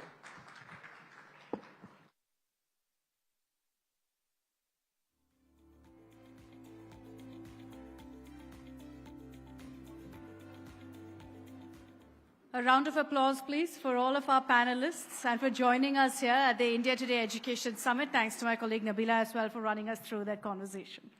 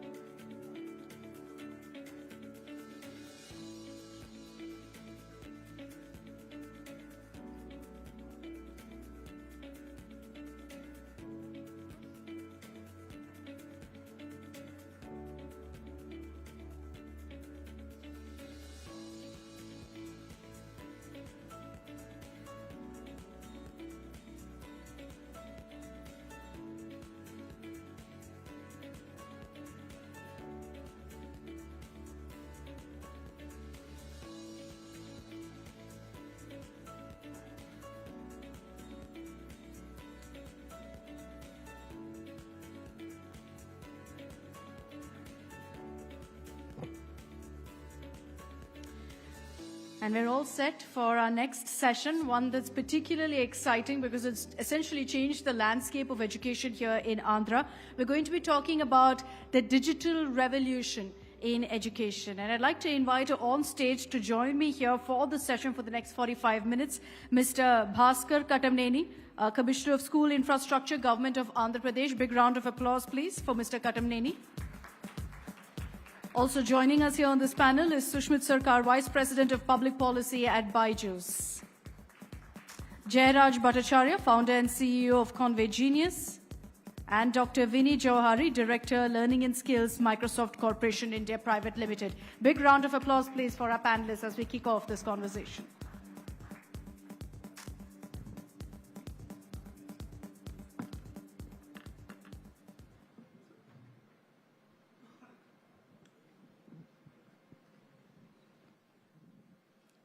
Good evening to all of you. I think Mr. Prakash essentially set the stage perfectly for us to kind of delve deeper into the steps that have been taken to use technology to kind of ensure that there is this digital revolution that happens in education in Andhra Pradesh. Mr. Bhaskar, if I can begin with you. Some of the data points that Mr. Prakash gave us is, mind-boggling because what you've done is essentially transform education in Andhra Pradesh using technology. Can we just touch upon that again about, the kind of infrastructure resources that you've made accessible to children across Andhra Pradesh first? Yeah, thank you. Essentially, digital infrastructure or, the digital, pedagogy that, has been put in place has three parts. Anywhere, not only in Andhra, we'll have three parts. First is the physical infrastructure. That means you need to have the devices. Devices in the school. Then you need to have a device for the students. And then the third most important thing is that content. When we come to content, it is not that content is not available. Today, the problem is the problem of plenty. Maybe 20 years back, there was no content available. So content is getting generated. Today, the problem is that there is too much of information available. How do you filter that information and make something available for a student which doesn't cause some kind of a dissonance in him and he can actually focus on and understand it and imbibe that knowledge. So that became a challenge for us. So if you go to the market today, there are hundreds of companies available, a lot of content is available, and then Google, you search, you want a topic you search, there are millions of hits. Which part of the topic, which topic is that you really need to read is difficult. And then there are a lot of companies available with their content available. Everybody says that their content is the best in the world. So how do you judge that and which one do you give? And then if the kid is reading a textbook which has some content, he goes to internet and sees a video, a content which is slightly different from that. He is able to understand that is an issue. And then again, he goes back home. What is the environment does he have? Does he have access to content? What kind of content he is seeing? These were a lot of issues and challenges we had to grapple with. So what we came with a kind of a biomedia solution. What we have done is that we have the same content everywhere. The content that is given to the kids is based on the textbook of the board. Whatever will be taught in the classroom is the content in the digital device given to the student. So you limited it? It's the same thing. It has to be the same thing. It can't be at that age for them to filter so much of information and then absorb what is relevant is difficult. We need to do that hand-holding. So the content that is given to the kids in the tab is the same content which is there in the textbook, which is being taught in the class, which is there in the integrated flat panel or the smart TV. And the same content we have made available. It is not necessary that, you go home, you have an internet connection. What we have done is that the same content that the kids we have given, we have made our state SCRT develop the content. Content is available in different forms. Content is same. You have a YouTube channel showing the same content, which is there in being taught in the classroom. You have the same content which is available on the YouTube channel, is available on our website. There is an Android app and there is an app available on which also there is the same content. Then there may be a problem of internet. So what we have done is that there are free DTH channels, free to air, provided by Government of India called PM E-Vidya channels. Those we have taken. Those also have the same content being relayed. There, no internet connection is required. So you just have to have a DTH connection. So, and then what we have done is that we thought that government DTH connection, probably not many people will take them. So what we have done, we have tied up with the regular DTH companies, made them put those channels also. And then we have done the same thing with the local cable channels also across the state. We have ensured that this content is available. And the final thing is that the same content is available on the Government of India Diksha website and the channel also, so that the content is same. So that challenge of content, we addressed it. Now people have internet devices. Without internet devices also, you can access the content. So that way, the model that we have adopted is slightly what we call looking into the future, because we know that there will be a lot of content available. We just collated and the content relevant, which basically cements the learning of the students, only has been taken. So you've, and correct me if I'm wrong, but the sense I get is this is the textbook in the tablet. But is there also different in the sense that, is there creative ways of teaching the kid on the tablet? Is that how it works? It's textbook plus. Textbook only engages the kid in one way, the text. Maybe a few diagrams and a few, pictures and all. In the content that we have done has videos, has animations, has audio, has quizzes, discussion points. That is the kind of engagement in the pedagogy that we have done.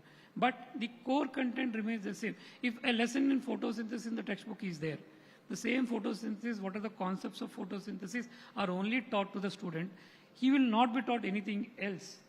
At a grade 8, if he needs to be taught X content in a particular way, that only will be taught. But to engage the student in a better way, we use different kinds of, medium like, animation, audio, video, text, running text, all kinds of things we use.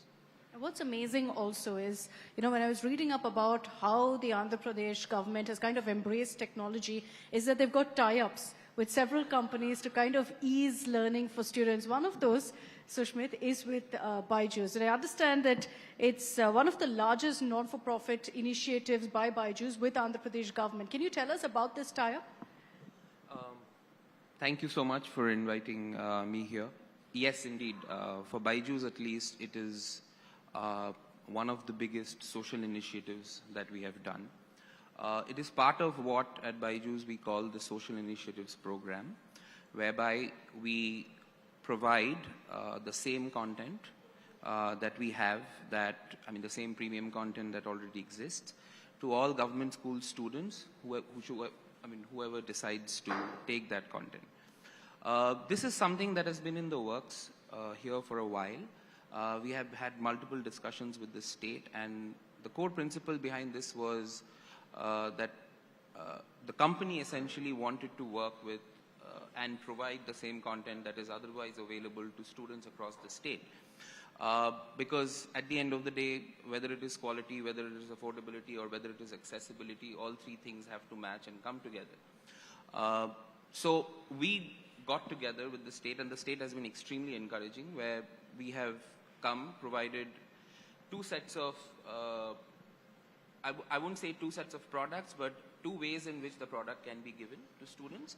One is we have opened up online licenses of the Byju's Premium app to roughly about 25 lakh plus students across the state. And this has been done, again, for free without any and access to all content. Access to all content for a period of 3 years. After that, there will be a review of how these 3 years have gone, and the state and the organization can go through the MOU again. But this is a completely non-financial MOU. The other part is the state has procured tablets from, through a tender process from Samsung, Lenovo. They have brought their own tablets, and they have asked us to put the same content onto those tablets. And we have done the same. This is also Social Initiatives program. So we have given the same content, pre-fed it onto the tablets for the students from class 8 to now I think it's class 12, sir, who will have these tablets and have access to the same content, which otherwise all the other students in other classes are also getting it via the online mode. You know, it's a very big change to bring into the education system in the country, a great one. But were there also challenges in kind of training students on how to use it, training teachers as well in this? I think students know tech better than we do. They understand mobile devices. They understand how to operate tablets way better than we ever have in the past. So I don't think taking it to the students was much of a challenge. I think the operational challenge would be to open up licenses to 30 lakh students, right? That takes a little bit of time, especially if you want to pre-feed the content onto the tablet itself. That takes a little bit of time. For teachers, there were multiple workshops that the state held. They held it with us, and that was essentially, again, to sort of take them around how the courses operate, how the personalized adaptive learning works, how the tech essentially can support them in their daily endeavor, right? Because at the end of the day, we are not here to replace teachers. We are not here to take away schools. We are just providing content that is complementary/supplementary to what they are already getting, which is the excellent education, all the great initiatives that the state is doing. So yes, a little bit of handholding was required, but it's nothing that is out of the ordinary and nothing that we don't do as part of the social initiatives program. So I thought it was, definitely very seamless, and considering the amount of students that we were addressing at one go, it was extremely seamless, I would say. And what's also been great is, Jairaj, we've seen also the inclusion of AI, which has got me very, very interested in how AI bots are being used to help students with their homeworks, with their doubts, and just a bit really about Conway Genius. It essentially focuses on developing platforms that use AI. So I think you plugged in the right moment also for the Andhra government and helped in your way transform the education journey. But just about that AI bot, can you explain to me how that really works in helping students? Sure. I think before I get into AI, I wanted to kind of give you why it's really working in the state of Andhra, and it could be a great way to look at how innovation is happening from the Andhra model, right? So simply put, I think messaging and conversation is the most simplest interface through which anyone can communicate, right? Whether it's a child, whether it's our grandparents, everyone uses WhatsApp. It's messaging. Messaging is very simple. You don't need to teach adoption of a user interface. So while you remove the cognitive load of understanding an interface, then it really becomes all about outcomes and learning, right? So that's a key point of why we wanted to introduce AI, because conversational AI is about subtracting stuff, right? Subtracting what is not required and making it as simple as possible, right? When a child has a doubt, how do we give a solution to the doubt in just one conversation, right? You can just speak to it and it will give a doubt response. Now, all of this infrastructure that Andhra has, whether it's content, whether it's the unique identity of every student, right? All of this is very powerful, right? But when we look at it in context to that question at that point of time when the child will have, when they are in the classroom, or whether they are reading from a Byju's video or learning from that, they'll have a question, they're curious souls, right? So at that point of time, you need a 24/7 tutor who you can just ask and they will respond to you with a simple response like how a super tutor would do, and would also provide you with what's the best content you should watch from the ecosystem itself. And then you can ask a follow-up and you can start a conversation with the bot. Now that becomes your 24/7 friend, right? Now that's just one example of how AI is being used in Andhra Pradesh. We did not know that teachers in the classroom on the IFP panel would start asking AI to create lesson plans. Now, that was a use case we never thought of, but we observed that through the current demonstrations happening on the ground, that teachers are also generating lesson plans, generating worksheets. Right? Create a lesson plan for geometry, right? And not just is it creating a lesson plan in text, but it is also showing the best lesson plan videos available, right? From the content ecosystem that you have. And then you just need to click it and you play it on the panel. Now that's on-demand teaching and learning, right? So that is what Andhra has proven. The challenge, however, is, and I keep thinking this, that with the kind of resources students have today with AI, with tech, isn't it easier for them to cheat? For example, you give them homework. They then put it on the AI bot conversationally, they get all the answers. I think Praveen Prakash sir already brought this as an aspect, right? So when we bring generative AI, you also have the capability to restrict, right? Like, for example, there's a biology teacher who would only teach, right? And ask and bring your curiosity up. You can also create restrictions by fine-tuning the model to the extent of what response do you want the AI to give, right? And that is possible, right? Now it's happening. It's live. So you can really take it to the last level but not give the answer, right? You can actually bring the whole aspect of science of teaching and learning, of what Bloom's taxonomy, revised Bloom's taxonomy teaches, right? Through AI, by fine-tuning that model. And that's the attempt that we are doing on the academic side. Amazing. On the data side, I just want to add, the child can have access to their own data, right? While they're asking these questions, they can also ask the AI, what do you think, based on my previous questions asked, what do you think, how will I do, right? If you're conversing kind of evaluating themselves. Yes, yes.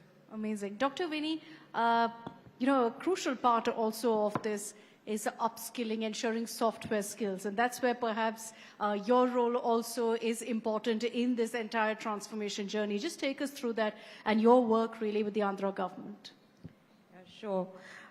So these are amazing times.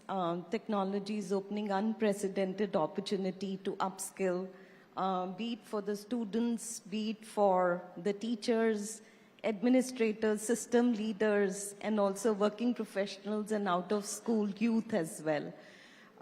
Technology, today I'll start with, for example, MS Learn. In fact, Microsoft Learn has about 4,400 plus modules on artificial intelligence track, security, cloud, data analytics, data visualization, app making, which are linked to job roles in the marketplace. And you could have customized pathways of learning. And along with that, one could get Microsoft certifications as well. There are online labs that are available, wherein you could actually develop an AI bot, for example, for language translation or cognitive learning. And these are all amazing resources that Microsoft has made available on MS Learn. In fact, one of the things that stands out very uniquely with Andhra Pradesh government has been the skilling partnership in higher education with Andhra Pradesh State Higher Education Council. There were 1.65 lakh students who were trained on over 45 different technology areas, and over 1 lakh students actually cleared the certification. There were about 900 faculty across Andhra Pradesh engineering institutions. These 1 lakh students were from 300 engineering colleges and other colleges who got trained, were assessed, and there were more than 40,000 internships that got created as well. So that itself is a global benchmark in terms of skilling students, bringing them to a level where it matters as far as industry is concerned, and also opening doors for entrepreneurship and collaborations as well. So that was one of the most outstanding projects that happened with the Andhra government. And with the artificial intelligence applications, there is a whole new world that is opening up.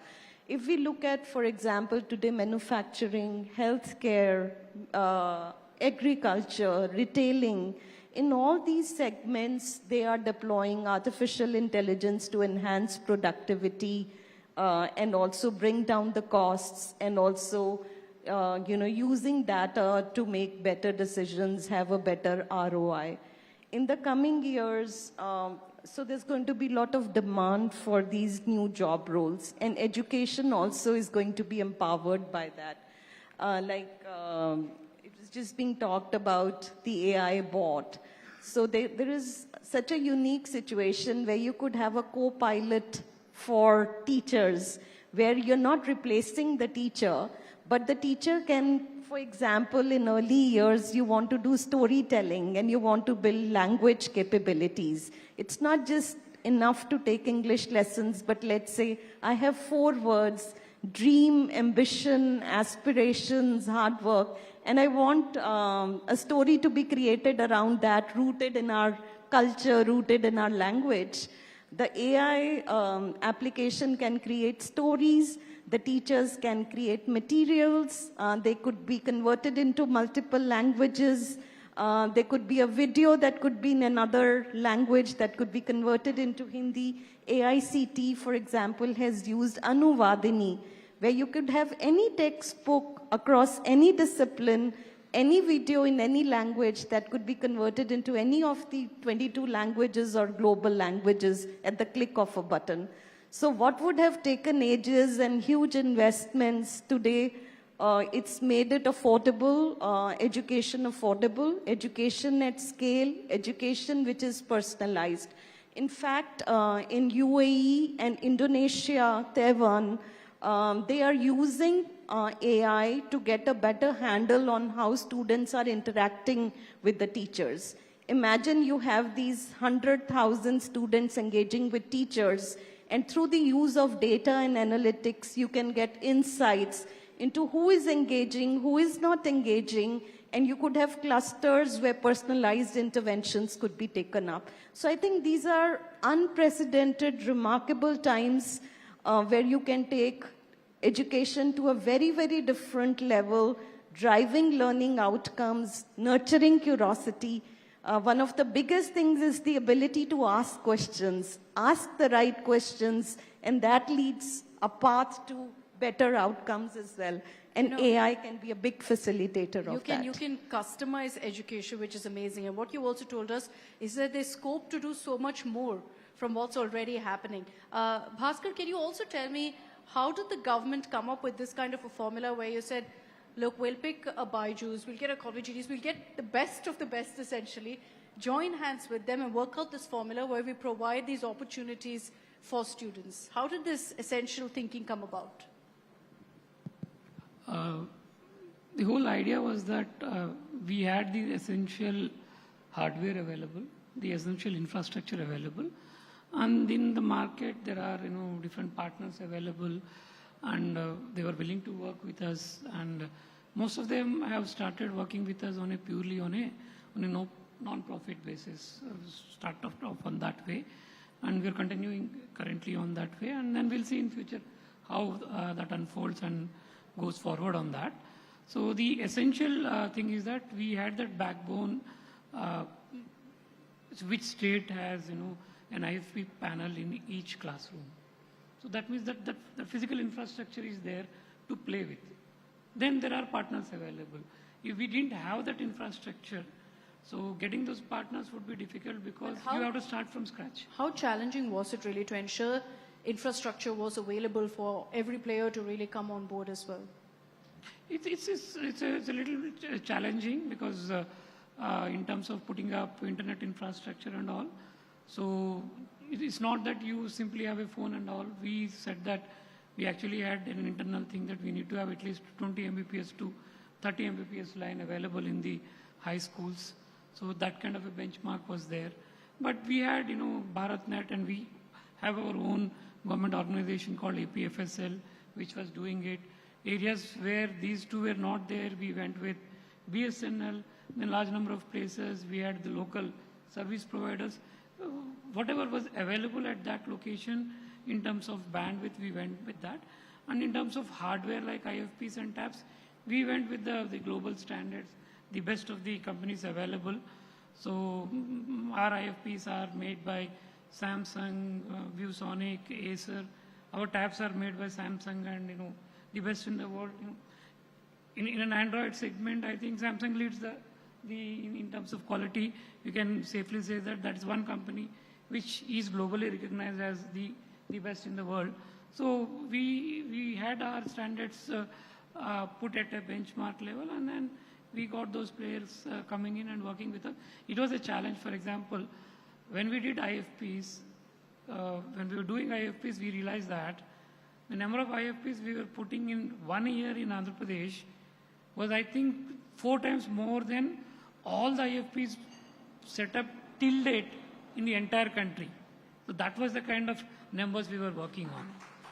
So it was challenging in the sense that the IFPs manufacturing, so there was, these are custom manufactured.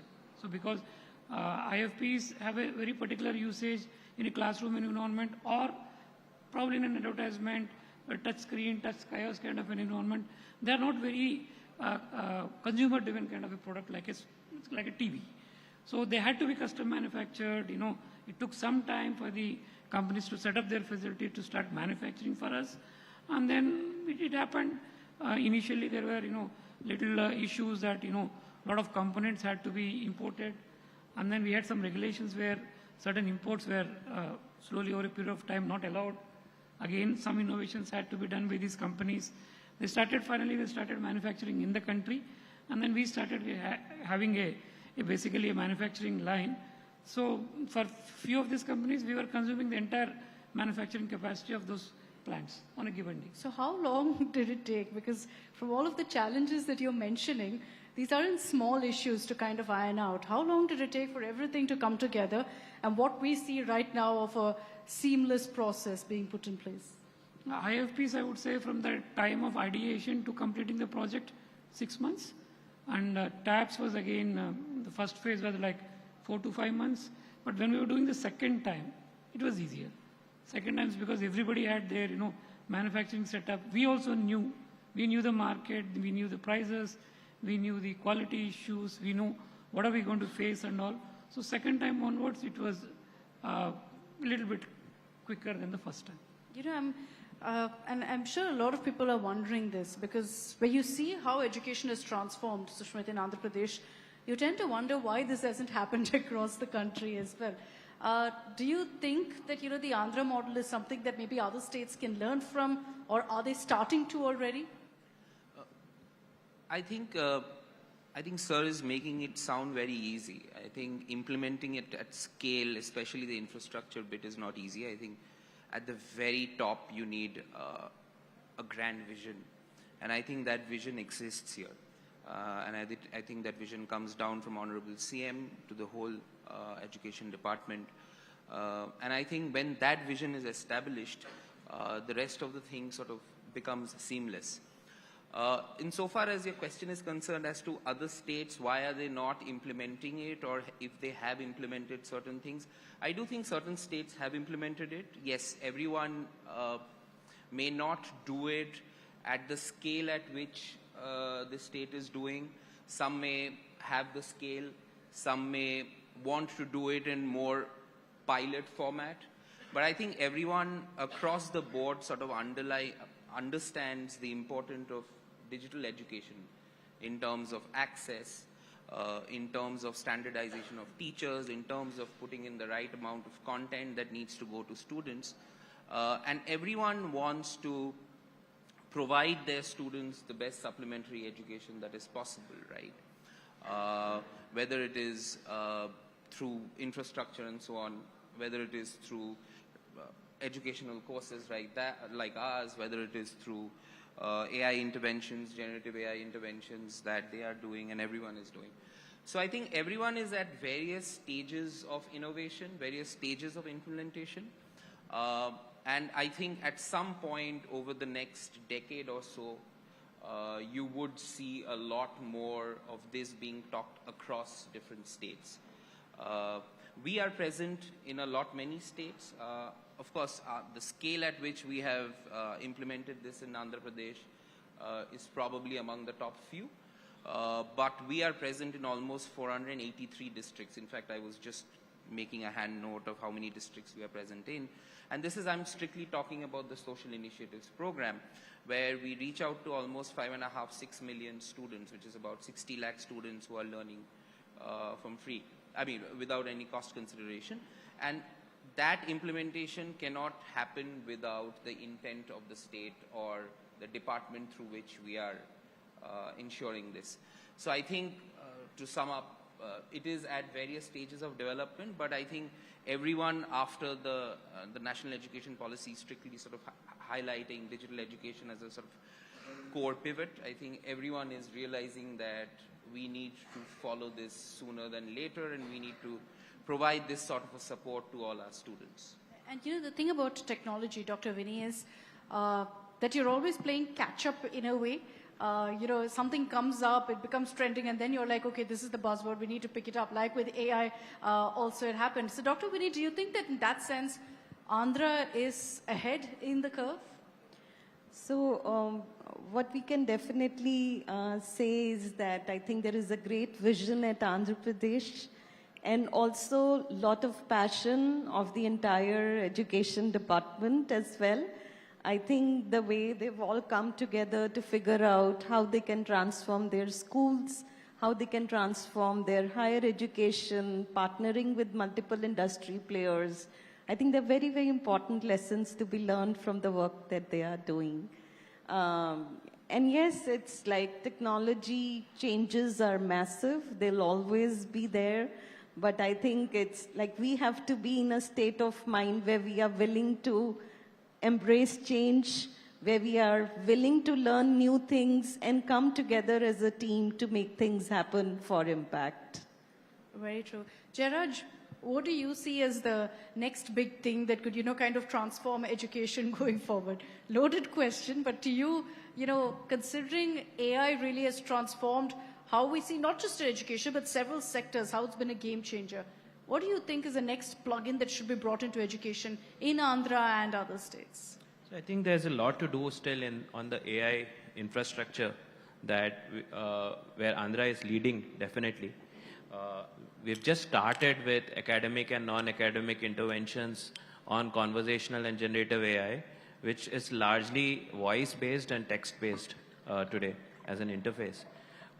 Even voice-based, it's asynchronous voice-based, meaning that you're basically sending a message as a voice and the AI is responding with a voice or text.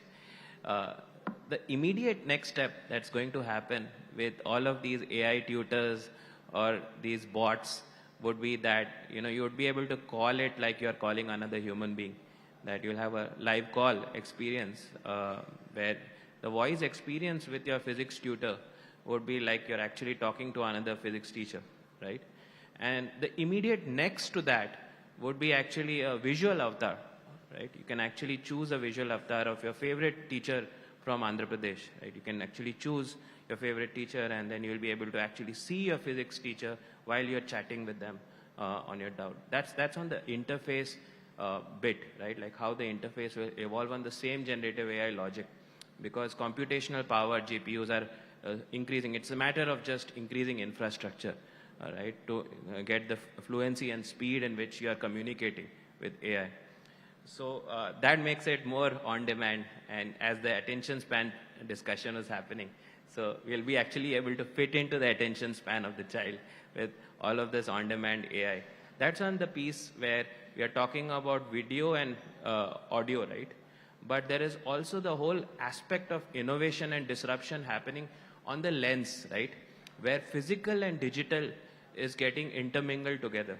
So basically there are a lot of AI bots that not just Andhra but other states are also using to integrate the physical with digital world, which means the books, right? The NCERT books you can just scan and it goes to life with an AR-based content on your mobile itself, because all mobile phone devices today are above 3 GB in RAM. So it's supporting AR real-life assets. So what I see immediately happening in a matter of 6-7 months down the line is that it's not just going to be the books that will come to life, but you will be able to scan using your lens on any object and will be able to look at it from a math perspective or physics perspective or the chemistry of it, right? A real-life object. So children around will be actually able to see the real world through a lens of maths, a lens of biology, right? Like you'll see real world activities around. You want to understand the biology of it, right? So all of this is just upcoming, right? It's all AI models coming from basic foundational large language models that happened in 2023 last year, 22, 23 last year. So a lot of this is just upcoming, and there's a lot to happen. I think very soon coming to Andhra for sure, all of these. Obviously. Yes. Bhaskar, when we talk about, and we've spoken in great detail about how this has changed the lives of children, the lives of teachers as well, because it's made it much easier for them in the sense to interact with children. But I'm sure it was quite a challenge also to kind of train them in how to use these resources, right? How to use it to their benefit. And was there a concern that they could get replaced? Government school teachers don't get replaced, so that doesn't happen. So, yeah, first thing, they're government employees. They're there. So having said that, there is a concern. Basically, the teachers, particularly, we found that little aged teachers, like 50 plus and all, had challenges to adopt into technology. The younger generation, younger teachers are still not that issue. But we started with a training program. So all the teachers who are going to teach the children using the IFPs, we had a training program organized for them in the engineering colleges using the same devices. They spent time there. And then we have also attached the engineering college lecturers to the teachers on a long-term basis to have any queries or doubts cleared and all. But one good thing is about this thing is the IFP works on an Android platform. It's like any mobile phone that we use today. The learning curve is not that steep, but there could be some mental block, for some people to, really learn and come over it. I think just a matter of time. The more you kind of use, this is all very intuitive. You use it more, you'll learn it more, and then the learning is cemented and it will become easier for you. It's like almost would be, a lot of things will become, muscle memory.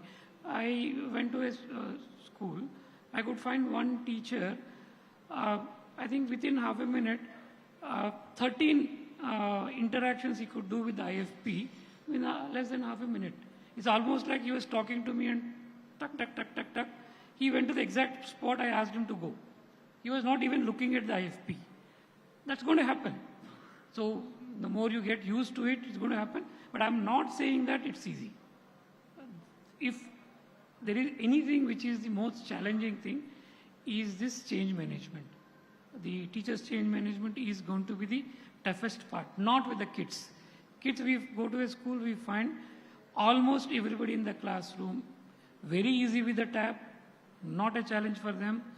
They've been using it and they've been playing with it, and not a difficult thing. Kids will pick it up because the generation is like that. They'll pick it up. Teachers, it would be a little bit of an issue, but I think the change management and over a period of time, I think we should be able to accomplish that also. Okay, so in training also, how do you kind of use tech platforms to teach teachers on how to take things forward? Jairaj, if you could explain to us on that, how do you use AI, for example? Yes, it helps students clear their doubts, but for a teacher, you were giving us an example of how, teachers are able to use AI to create a learning plan. So I think I just wanted to put a little bit of the facts also, right? It's actually across our platforms, we have 160 million users across our AI bots in the universe of bots that we have. The loyalty rate of teachers are the highest, actually. Not the students, it's the teachers. The reason for that, it's actually almost 80% teachers who start using end up staying on the bots because it creates a reversible chemical change, we call it internally.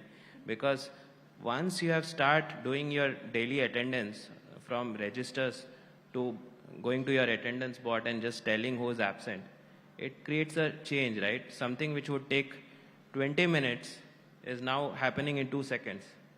So you have basically saved that many minutes of time in a day of the teacher and multiply that to the lakhs of teachers in the state, that's the total amount of time, efficiency you have saved, that's impact, right? That's just from one bot. I was giving an example, which is attendance. Now we take the aspect of attendance, right? Formative assessment, right? That is happening on a weekly basis or a bi-weekly basis or a monthly basis. The amount of time that goes into data entry that the teachers are spending in terms of entering the data of the assessment for every student can be easily done by AI. So once that is starting to be done by AI by just taking a scan maybe of the paper, it just makes a complete change, right? Now we have changed the way things were done before forever, right? That's a teacher use case, right? The teacher's life is becoming easier when you're making that change, right? Similarly, lesson plan creation, classroom scheduling, homework scheduling, there's multiple such use cases in the life of a teacher, including non-academic use cases, right? Governance use cases, right? Multiple such use cases where you just need to look at data of every child and see what the misconceptions are. For example, common errors are if a child is likely to drop out, you can maybe just ask the bot, right? Tell me about my school. So asking the right questions is the toughest thing that the AI world will actually be able to see, right? If you're able to ask the right questions, you will be able to do a great job in an AI-based people plus AI kind of world, right? And I think when it comes to asking the right question, maybe it's also about, the learning method of how the student is taught so that it also raises the right question. I'm sure Byju's plays a big role in that also because for example, Andhra Pradesh, Sushmit, when you got into this tie-up with the Andhra government, you obviously also had to inculcate a lot of the education models that they have with regards to the state education board and bringing that about. Did you also have to, kind of consult also how teachers go about inculcating some of these subjects into their students in the government schools in Andhra? Does that matter to you? Do you customize it in that sense? I would say to a limit. I won't say that the customization happens at scale because at the end of the day, it's a platform that exists. It's a platform that has been developed. The content has iterations because the content is changing, NCERT is coming up with new variations and we have to incorporate that. But in terms of it just being the content essentially being a personalized adaptive learning, the onus is on the student essentially take that content in the most effective of ways. Insofar as working with teachers is concerned, we have had a fair number of workshops. The state has organized a fair number of workshops. I think it is more about the teacher getting used to the content itself, the tablet itself, the way of teaching itself, how it supports the teacher. If a teacher is teaching a particular subject in a particular way, how does that teaching gets complemented by the content that is there on the tablet or on the IFP? That is something that basic guiding, that continuous workshop and handholding has happened.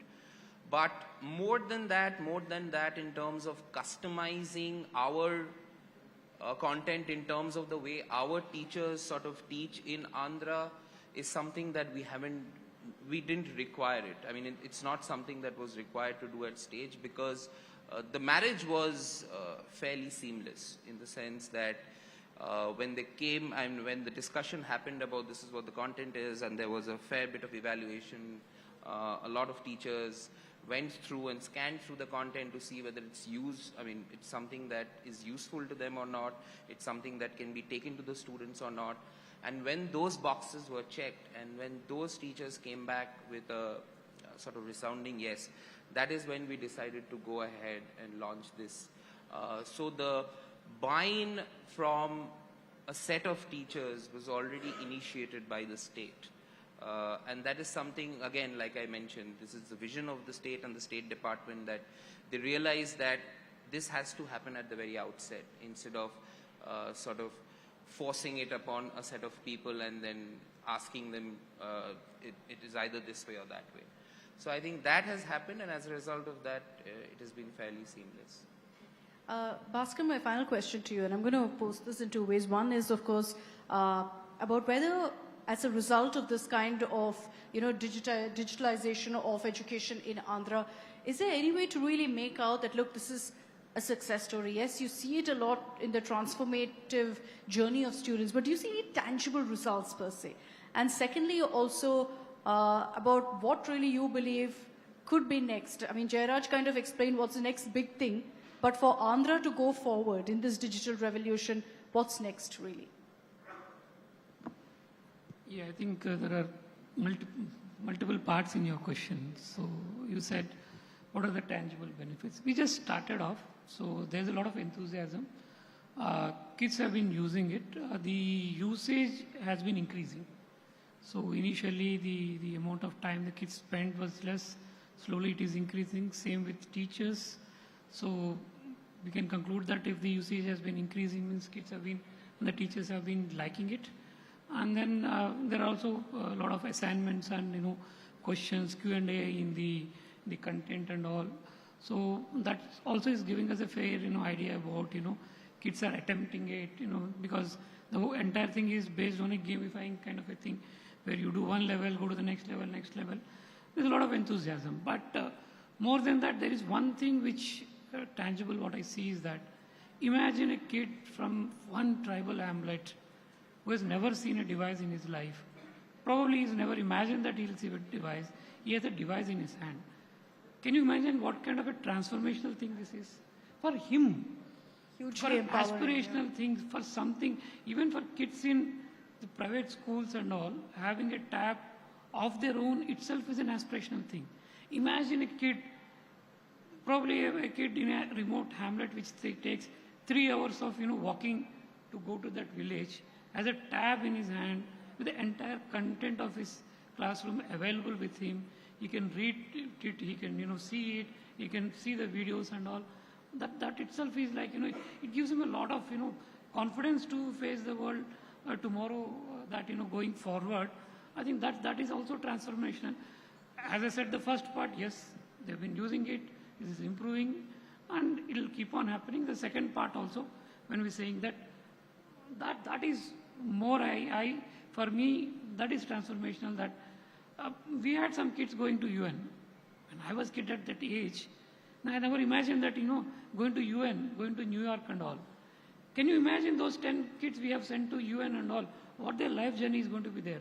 For them, nothing is going to be difficult. Going to a district headquarters or going to, a state headquarters, going and talking to a strange person, going and talking to a person of authority, that's not going to be a challenge for them in their life ever. That is transformation. I think TAPS, IFPs are also bringing that kind of a transformation to a kid. I look at my kids, government school kids. There is a corporate school, very hi-fi school, probably very few schools. There are, IFPs, content is being played and all. But my kid in government school, it is all like very, very aspirational and very far off. Today it is not. What they get, my kids also gets.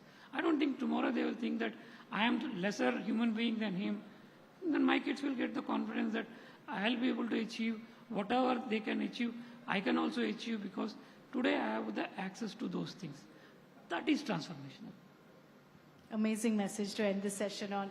Thank you all very much for joining us here at the India Today Education Summit. A big round of applause, please, for all of our panelists.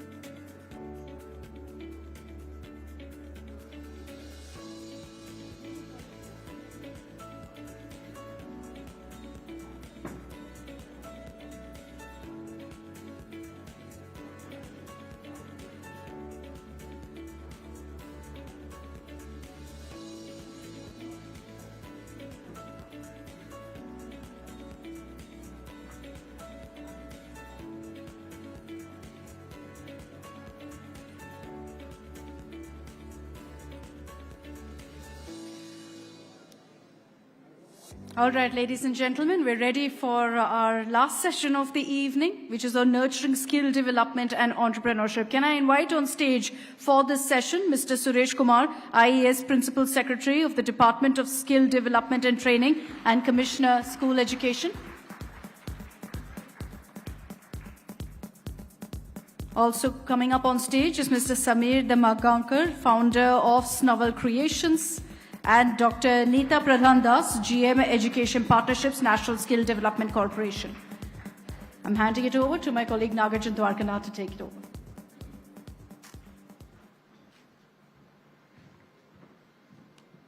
Thank you, Akshita. Well, this will be an interesting session because of what is involved as the content and the topic, skill development, which in the last 10 years, I think, has been the point of attention for all of us across India, not just Andhra Pradesh. So I would like to start off with Mr. Suresh here. What is the vision that Andhra Pradesh government has for the next 5 years or next a decade in terms of skill development? What we saw in the last decade has changed completely with the advent of IT and artificial intelligence. So can you throw some light on what your vision is for the department? Thank you, Dwarkanath. It's a very, very important subject which we are discussing today. We all know that skilling is not a luxury, but skilling is a necessity today. We talk about demographic dividend in India, where we have about 600 million people in the young age group who are expected to give the demographic dividend to the country. But this can actually materialize only if the youth has the right skills required for the job market. With this background, what the state of Andhra Pradesh, the Honorable Chief Minister of Andhra Pradesh vision about skilling is not just about providing employment or job. It is about a transformation in the life. Transform a person who is from the remotest part of the state by providing him skills so that he moves from the lowest strata to the next level through jobs, through better communication facilities, through high aspiration. So that is the vision with which the state government is working in the field of skill development. There are several programs which are envisaged and which are being implemented in the state. I think in the course of discussion, we will be going into the details of that. In the beginning, I would only like to emphasize the point that the skilling ecosystem in the Andhra Pradesh today covers multiple sectors, multiple fields. It actually starts from the high school level to the post-graduation and PhD level at various stages, depending upon the nature of the youth, nature of the students, and also the requirement which we have for the next 5 years or 10 years down the line. The state has prepared this the skilling vision with the skill hubs at the lowest level. At each assembly constituency, we have a skill hub where we provide the training programs up to the level 4 of the NSQF framework. Then we have skill colleges at the parliamentary constituency level, where we provide 4 to 8 NSQF level training programs. And at the apex level, we have envisaged a skill university, which will be the umbrella organization for the entire state to plan, to vision, and to implement various skilling programs. So in last 5 years, state has made a lot of strides in all these things. And in the coming 5 years, maybe the skill 2, which will be from 2024 for the next 5 years, is going to really make Andhra Pradesh the top state in the country with skilled youth. Samir, you yourself have been an entrepreneur. Well, Mr. Suresh spoke about how the skill development has been concentrated not just in university, but from the school level itself, from the kids, children are being taught about skill development. Tell me about nurturing entrepreneurship or the skill of being an entrepreneur in schools and colleges. How important is it? Because you have taken the journey already. Right. First of all, thanks for having me here. I would actually like to break this topic in 3 areas, probably if you can say so. I think If you talk about the preschool till like 8th standard or so, it's more about, getting yourself aware about various topics. That's point number one. And 8 onwards, probably the 14th year age onwards, parents and people start thinking about some sort of career choices that they want to make in their life. What I have observed in my a short journey so far, or probably the 20 years in the industry that I've spent so far, is I think there is a big gap about the kind of real world that we live in and the kind of the world that is exposed as the education level. Because, and that's again one of the bigger problem statements that personally I would like to tackle in future, which is tracking every student's journey right from the first standard till that person becomes of the age of 50, 55, 60. And to see the, the kind of somebody, if we are willing to put in the research, the kind of transformation the person goes through, right? Not many people, if they complete their graduation, necessarily work in that area once they are graduated. That itself shows that there is a gap, right? It's a very important point. Now, if you look at the industrial point of view, I always like to quote this example of McKinsey. You go to McKinsey's site, open their menu at the top. You'll see industries listed there. Starts with oil and gas, automotive, retail, electronics, and blah, blah, blah, n number of industries. We don't have that kind of exposure at the school and the college level, right? I think there is a need to fill out that gap. And when you talk about filling out that gap, I think one of the initiatives that Praveenji spoke about, I liked it very much, where they kind of engage the engineering students with the schools and they probably, uplift their day-to-day routine in various sense, right? They kind of handhold them. I would also like to have a scenario where we have probably 633 lakh MSMEs in the India. Before the point that you were talking about entrepreneurship, I think the culture of entrepreneurship or this startup came in the recent past in India, where the Startup India initiative started. But before that, businesses did exist. People have been doing businesses, right? Now, for the Indian context, if you say so, MSMEs have been playing that role. And they probably contribute 30% of the GDP. That's huge. So can we not do something where MSMEs are tied up with these institutes? I'm talking about irrespective of CSR initiatives. I don't want to go into that zone, but some genuine efforts have to happen where each MSME adopt one education institute or, at a school level or higher studies level. Now, when you talk about skills, I personally feel that, kids should enjoy till 7th standard. Rather, everybody should enjoy all the time, but because learning is at the end of the day has to be joyful process. But once you get somebody from the industry on the ground in the schools, right, it will make a huge difference, I'll tell you. And those are the steps that are required at the policy level. And I think those are the triggers where probably we could fill in that gap to some extent. But now, if you ask me about this education as an ecosystem, I sometimes feel it very funny, actually, because somebody in the earlier panel discussion spoke about parents being a decision maker, right? So it's always a tricky situation in the education ecosystem because you're playing with a human who is traveling his or her journey from the age of 0 to say 16, 18, and sometimes parents are not even ready to make that person independent even after 18. No, you do, post-graduation in US, Singapore and whatnot. I mean, parents always play that role. And now, at the other side, teachers have some role. Third side, you have school management has some role. And fourth side, you always have government saying that kuch nahi hua to government ne kuch nahi kiya, right?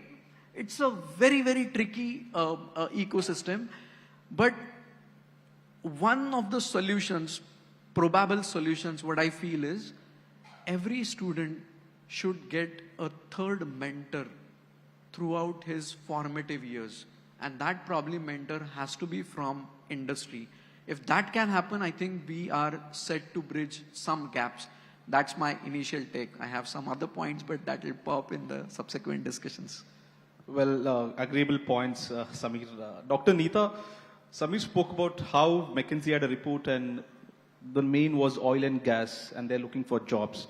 Well, we are not yet prepared. How do we make students of this generation to think global and act on it? Because firstly, the exposure is not there at the school and colleges level. How do we create a platform to upskill themselves for the global jobs? Thank you so much, Moderator G. So that's what we're going to call you. And a big thank you to Praveen Ji and the government of Andhra Pradesh for having us here. And the first thing I'd really like to say is that skill development is all about humility, and that's what Praveen Ji showed us when he reached out to us. You know, when my CEO said that Andhra Pradesh government, the PS is there, here, and he wants to speak to us, I said, well, that's music to our ears, because that doesn't happen very often. So I think that's my first take. But in terms of answering your question, you know, about being employable globally, I think a few takes were taken by Praveen Ji in our first session. But I think the most important, again, I'd like to take this whole aspect of Industry Connect. How do we understand what the industry is looking for? So just to give you an example, I was working with a skill university some time back, not too long back, and my vice chancellor came and asked me, she said, you know, what do you think is the most important thing that we need to put in first? So I told her Industry Connect. And she said, are you serious? And she's an academician. You know, she said, no, we have a lot of curriculum to put in. We have a lot of, you know, teachers to be trained. We have to get the right set of faculty. I said, no, just get industry. Everything will fall in place.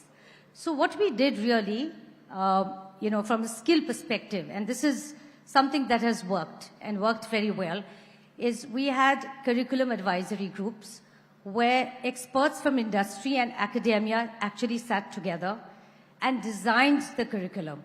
So for once, you know, on a you know, I guess this is a national platform that I'm saying, that I tell industry, I've worked with industry for the last 15 years, and that's all that I believe, that if industry comes into the skill development space wholeheartedly, no questions asked, no ifs and buts, that, you know, we trust each other, I think all our gaps are fulfilled. So when we were doing this whole exercise, the industry, you know, when we first went to them, because for the university, what we did is from the first semester itself, we had industry come in. And industry told us, well, why are you coming to us now? You're supposed to come to us in the third year. So I think that was really the trust deficit that industry and the vocational training system had till now. Because industry, like I say, has always been taken like a placement agent. They've never been asked for advice. They've never been there in any of our syllabus discussions, our curriculum discussions. So I think that really is the key to, you know, bringing up a global, employable citizen. Because like I tell industry, you know, on a light note, I say, you've manufactured for us all these years. We will manufacture for you now. You tell us. You tell us the kind of person you want. And I don't think anybody will, you know, react to that. Not parents, not faculty. And the next thing is, of course, again, we've had a lot of discussions on teachers. Again, teachers being trained by industry or industry faculty coming into our schools and colleges as either guest speakers or, you know, even coming and setting up labs for them. So at the university, we had a bachelor's in aesthetics and beauty, and we wanted a lab set up. So what we did is we got one of the best salons in India, the architect of that salon, to actually come and give us the layout. We said we want it to look like a world-class salon. Why can't our children study in the best lab? And this is the government's skill university. Again, going back to the same conversation, why can't our children have the best? So I think, getting back to what Sameerji also said, is, Industry Connect is very important. And that's where the real key, the nucleus of every skill development program should be. Who are we preparing our children for? They will become entrepreneurs, but they will have to learn from someone. So I think that's really the key, and I think in our earlier sessions we did hear about internships, about apprenticeships. So it has to be a partnership for skill development, industry, education, all of it has to go together. And today we stand in an India where we have a minister who, the Honorable Minister of Education and Skills is the same. And I think we've really wanted this for a very long time.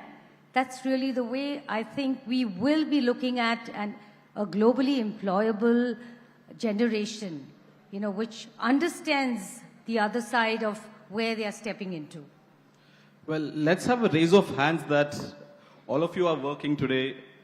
If at all you had skill development coaching or opportunity to learn whatever you wanted in your schooling and your college days, how many of you think you would not be in the same profession that you are today? Can we have raise of hands, please? That if at all you had, your destiny would have changed today. I see one hand. There are few people, almost everyone's raising now, that their destiny would have changed if they had the exposure what they had. Mr. Suresh, the kids who are in school today in Andhra Pradesh might not raise their hands 30 years later because what you're providing to them, the exposure. Tell us something about, like you spoke about this primary school.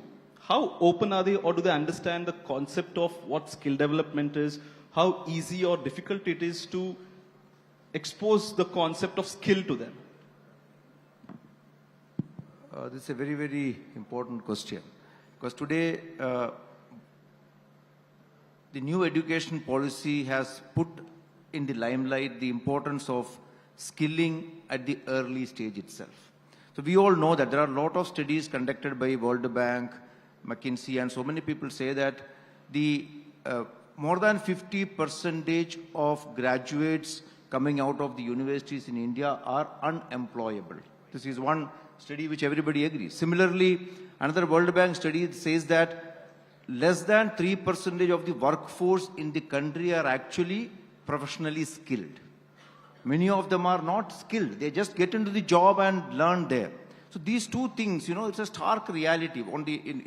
In the beginning, I spoke about 600 million youth in the country, which are going to be the asset. So now it's very, very important to catch them early.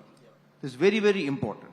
Now, new education policy talks about that. In the state of Andhra Pradesh also, we are actually practically doing this.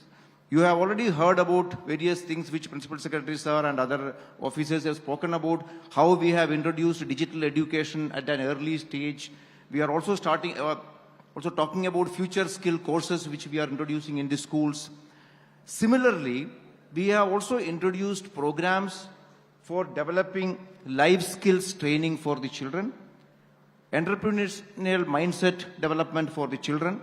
These programs have already been implemented in the state of Andhra Pradesh from class 6 onwards, from high school level onwards.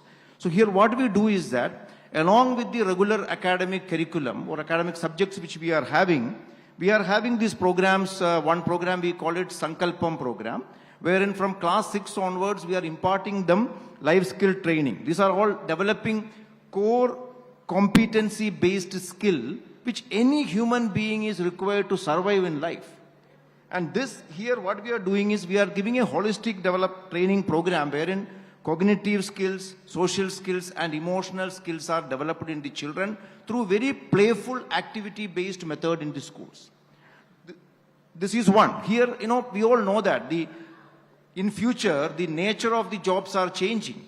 The traditional jobs are actually becoming obsolete. A lot of new jobs because of automation, digital revolution, AI, these are coming. Similarly, gig economy is increasing. So children need to have skills like working in a team, problem solving, decision making, creativity, self-awareness, working in collaboration, communication. Now, unfortunately, many times, actually Nidaji also mentioned about it. Many times, even the parents or even the children, they all look for some, graduation or a degree or entrance coaching, stuff like that, where you are ignoring all these things.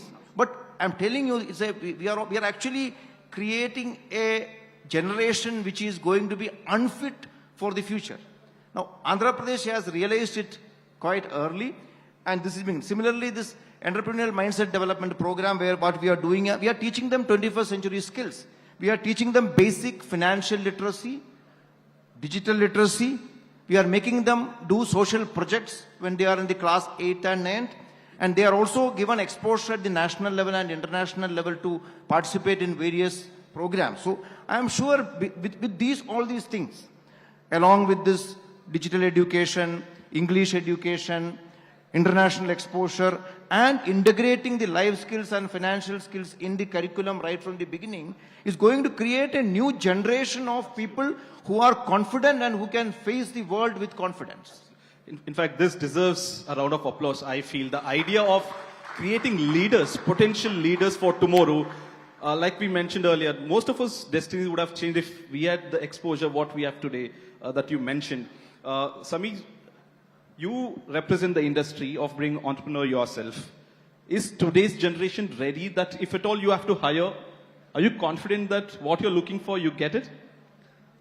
I've tried multiple times and failed. Was successful rarely. That's, I must put it very honestly. Or if I can change, what are you looking for? Yeah. So, I think when Sir talked about creativity, right? Suresh Sir talked about creativity, and most of the educators talk about problem-solving skills. Fundamentally, I have an observation to share. I think it's not about problem-solving. It's first about identifying the problem and understanding the problem. Unless and until the kid or the graduate person goes on the field, interacts with the people on the ground who are working on anything for that matter, right? And tries to understand what is the problem, and then, identifying and understanding, and then the problem solving skill will come. So for me, understanding the problem is first thing that I would say is what we will look for. And then fundamentally, I think it's all about attitude, right? Most of the people, you go to any college, you go to, any engineering or any other college, and talk to people. What do you want to do? People will come up with an answer saying that I want to be a business analyst. I want to be a data analyst. I want to be an AI engineer. Boss, wait. Those are not the things that you should be talking about.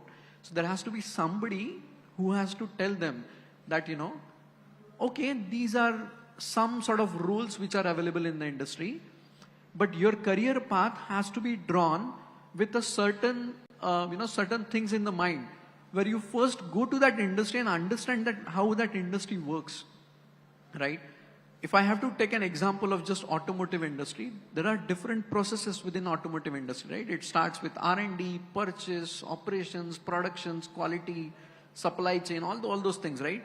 So unless and until those people appreciate these facts, where typically the industry people call it as a domain knowledge, right? I think that is again one more important thing which is missing. At large, I would say, there are some institutes which are definitely taking some efforts around it, but I would like to quote one example about, there is a research firm called Gartner, and Gartner is known for predicting the future of technology, predicting the future of work, and many other things. I remember when I was in TCS, 2009, they had published a report, and I really want to meet that guy someday. He had mentioned in that report saying that when companies will go to campus, they will look for domain skills or at least interest of that person. And I think, again, when you talk from this perspective, all these typical boundaries go off. You don't then talk about art, science, commerce, right? It won't apply. Fundamentally, I think NEP is taking a great step in dissolving these boundaries, because if you remember, most of the people, I would say, are probably from an age where in our times, we used to have a very minor social divide, saying that, oh, this guy is from arts, this guy is from science, this guy is from commerce, right? I think this is a fundamental step that NEP is also taking, and that is going to be useful for the industry in terms of both the things, I mean, employability and creating entrepreneurs. And for me, creating entrepreneurs, I think entrepreneurship is a different ball game altogether, right? It's all about risk taking. There are many traits around it, and you know, you need to know a lot of things related to a business, right? So there has to be a multi-dimensional view, multidisciplinary view. So when in the earlier session, the esteemed panel talked about creating some course modules or some, you know, some facilities are given to the students where they are tempted to think interdisciplinary, cross-learning, right? So those things will help again in terms of creating those entrepreneurs, because at least you need to be aware about it and at least have that exposure. So keep your eyes and ears open is what I would say is the main skill which is required for students these days. Dr. Neeta, let's touch upon the fact that in the stage itself, we have spoken about AI so much in the last 3 hours. But what about the traditional skills? We still need carpenters, we still need engineers, we still need electricians, plumbers. Is there a stigma today that people look down upon some traditional jobs and everyone wants to be an AI analyst or a data analyst like Samir was mentioning? How do we bridge this gap or make everything more fashionable, if I can say, use that word, or more desirable? Thank you so much for using that word, because nowadays I say skill development has become a fashion statement. You know, everybody wants to be in it, but not everybody knows what to do in it. So yes, thank you very much for this question, because for the last 15 years of my life, I have just worked towards changing mindsets. And today, the very fact that skill development is being discussed in an education summit, I think that needs an applause itself, because we didn't have this in the beginning. You know, my journey started much earlier, I think, when people were doing different things. Around 2006-07, I had gone to the Ministry of HRD then and requested them. I said, you know, let's start talking about vocational education. And, well, you know, you know the answer, I'm sure, because, you know, it's taken us a decade to get to where we are today. So, yes, the mindset change has to come in. And, you know, what we are doing right now, really, if you've heard of PM Vishwakarma that has come in, we cannot, you know, disregard any of our traditional skills. Will our house get built by an AI electrician? We can use the technology, but somebody has to do the hands-on. So I think I get back to the whole, you know, in fact, this is a debate that I have in my mind all the time, and we have a lot of discussions on this, that where did we go wrong in India? We had our Varna system, which, you know, it was completely based on choices, on skills. We respected every skilled artisan. Today we hear weavers are going, you know, completely, you know, out of sorts in our country. So can we afford that? So I think as, you know, individuals, as educated, I mean, education is not everything, of course, you know, skills and education go together today. But, you know, as people who are privileged, so I'll just give you a little, you know, if I say, an experience that I've had myself. You know, when I was doing my research, it was on ITIs. That was the only formal system that I was introduced to. So the first day I went to an ITI, I came out in tears, because I realized those were children who were working very hard and they really had a purpose in life. And we, as the privileged lot, were doing a disservice to them by not looking after them. So I think that was the day the journey of skill development started for me, you know, as an individual. And the passion came in there, because seeing those children. So I think if I am to answer your question correctly, as a society, we need to change our mindsets. And even at the Skill University, I'll just give you a very interesting example. We had a bachelor's in retail management. where a very large MNC beverage chain came to us and said, we want to take your children as apprentices. And after a few weeks, the parents came to us, said, we don't want our children in a beverage, in a restaurant. We don't want them working. So we had to actually sit them down, counsel them, and tell them the career path.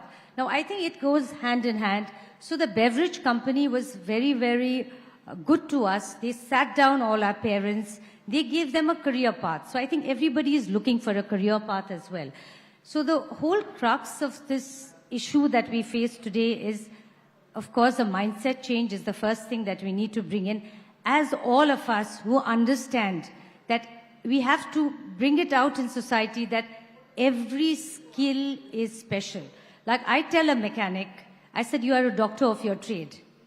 Without you, that car will not start. And I personally haven't gone and told CEOs of companies, when they have not listened to me, I said, that Mercedes-Benz that's standing outside is not serviced by any other person but an ITI graduate or a mechanic on the road. So I think that's really the message as a society we need to bring about, and only we can do it. So, we've, along the way, while we were talking about skill development, that's another story, how the word skill development came about as well. That's for another time. But I think we need to bring that respect that we always had in our society. How, I'll just give you a little, on a light note, this is the last session, I'm sure people have been terrific as an audience. I haven't heard a little, whisper also. So this came from the UK Skills to us some time back. And it goes this way, that there is a doctor who has a plumbing problem. So the plumber comes in, this is in UK, so they have their van and, she's very well dressed, has a toolkit. And after the work is done, hands over a bill to the doctor. So the doctor says, that's a bit too much. So the plumber says, I never got that when I was a doctor. So I think really that's the essence of skill development. And I had, very senior industrialists who used to tell me, we will say we have arrived when on a matrimonial column, somebody writes that my son or a daughter is an electrician and who would like to marry that person. So I think that's where we need to be. And as a society, as a privileged society, all of us have some privileges. We'd really like to bring this out into the open to those who don't have that advice, that every skill counts. And without that, we are not a developed society. Thank you. Well, you put it really well, Dr. Neeta. Upskilling is really important without any stigma. Like, I was in school, and if people taught me how to cook, I would have been a chef, I feel. Like, that's where I feel I belong. My go-to time pass is cook at home. So I would have been a good chef is what I believe.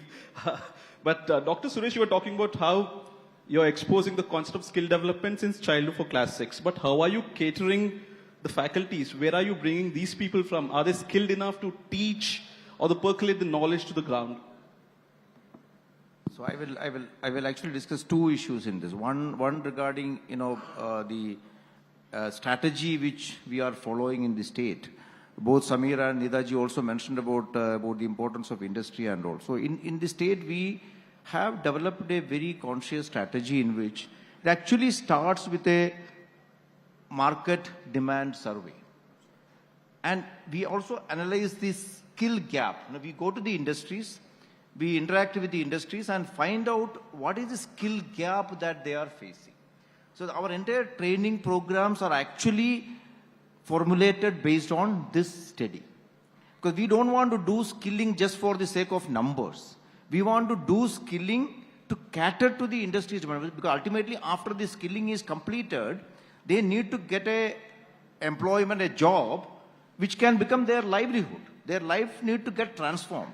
So that's number one. And second thing, what we also do is that not just consulting the industry to know the numbers and gap, consulting them to also design the course. Because since we don't have a very rigid framework in the national skilling framework, we have more than 4,000 job roles which are already being defined by the NSDC.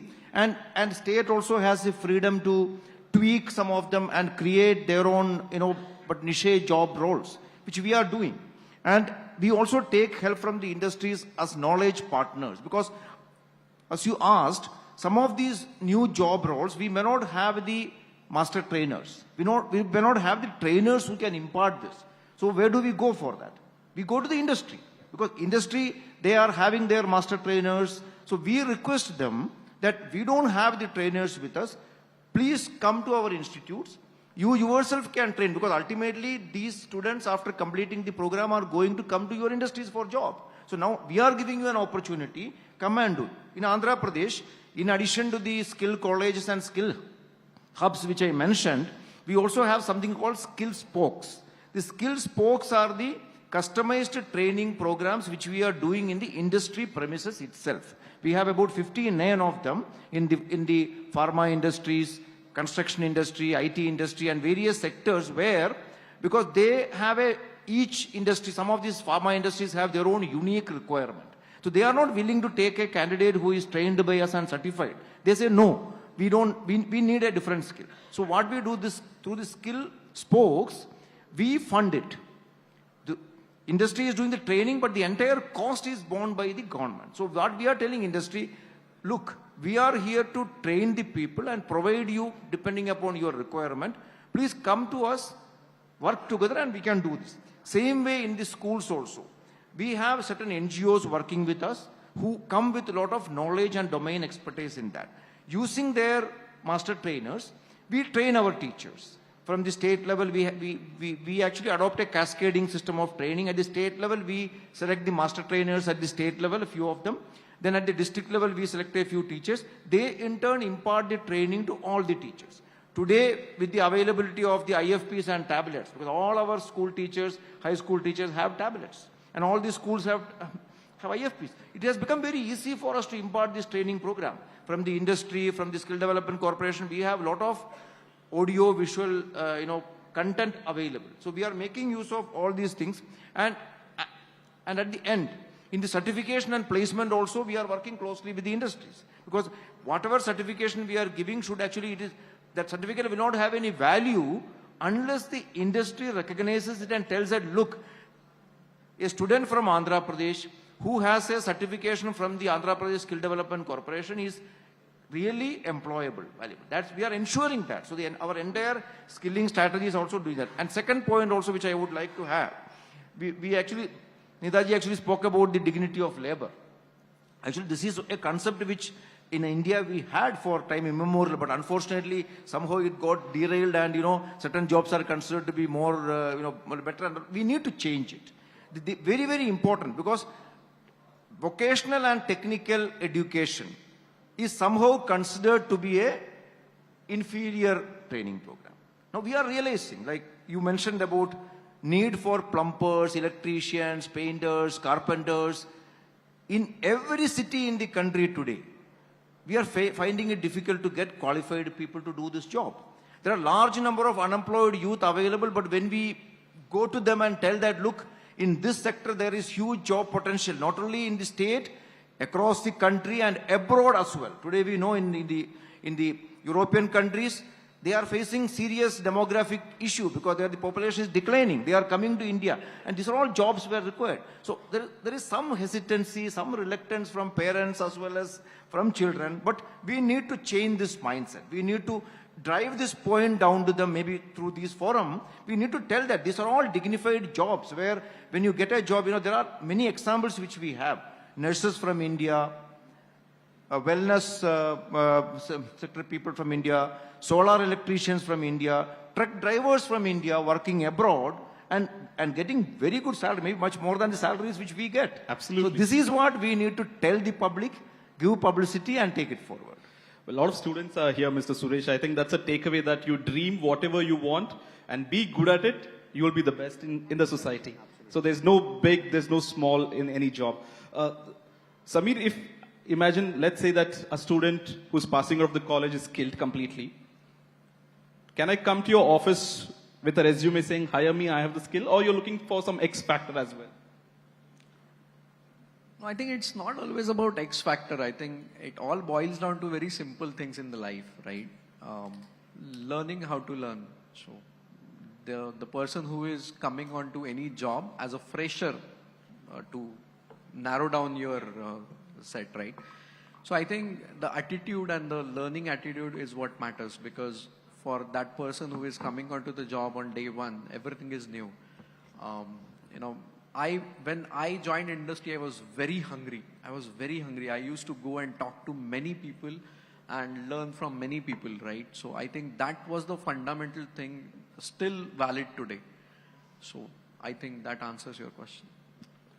To add to it, this is about employment, but can they be entrepreneurs if they just pass out of college and have the hunger? Or there has to be physically, yes, we have got a skill by tutoring and mentor, but do we have to also be mentally skilled or enough? Do we have to have the enough courage to take on the society to have a startup? I think in today's world, India's entrepreneurship landscape, or so to say the startup landscape, looks very different than it was 10 years back, I would say. Today we are probably the third largest startup ecosystem in the world in terms of many other factors. I personally don't like those typical valuation factors, but having said that, in some sense it is also okay to have, right? Because people probably feel it glamorous. But it's absolutely not a glamorous journey. It's a very tough journey. But to answer your question, I look at this particular aspect of entrepreneurship from different angles, because like Dr. Neeta was mentioning about society, right? Society also plays a very important role in entrepreneurship. As a society, we need to probably evolve in terms of accepting the failures. It is quite matured in particularly US and some Western countries. I think there is still a social stigma in India at a mass level. Again, I'm talking at a mass level. No, that's right? true. So society as a whole need to uplift themselves in terms of supporting entrepreneurs. Just around 8 days back, Mr. Narayan Murthy also commented on one very important point, which many people in the startup ecosystem was talking about. He talked about domestic capital. So when there is a support system which is available in terms of financial support, today 85 to 90% of the funds or the capital that is provided to the startups comes from out of India. I think that scenario has to change going forward. And if we are talking about India's trillion economy and all those things, I think that is also one of the top priorities for the policymakers to note. And Mr. Murthy rightly pointed out that thing. And there is an exactly same article in today's Times of India. I forgot the name of the person, but there is a VC firm called Let's Venture. The CEO of that company has quoted again on the similar lines, where she is talking about the funds which are being available from HNIs and ultra HNIs. Right? Only 40% of them are supporting the startup ecosystem, and only 5% of them are going through this VC route. So I think there has to be some sort of awareness and probably encouragement to those communities. And thirdly, the most important aspect about the startup ecosystem or any business or any entrepreneur in his or her life boils down to a very simple thing. It's all about problem and the solution. So what problem are you solving? What is the product or the service that you're catering? And how are you making your customer happy? So most of the time, a lot of people always talk about these external factors which are there as part of your entrepreneurial journey. But when you go to the bed at night, you think of only one thing: whether I made my customer happy today. Did I get a single, thumbs up or any delight story from today's day? And that's what keeps the entrepreneur going. I think that's the fuel for which I think it requires a different level of maturity. Many premier institutes are taking great efforts in terms of setting up their incubation centers.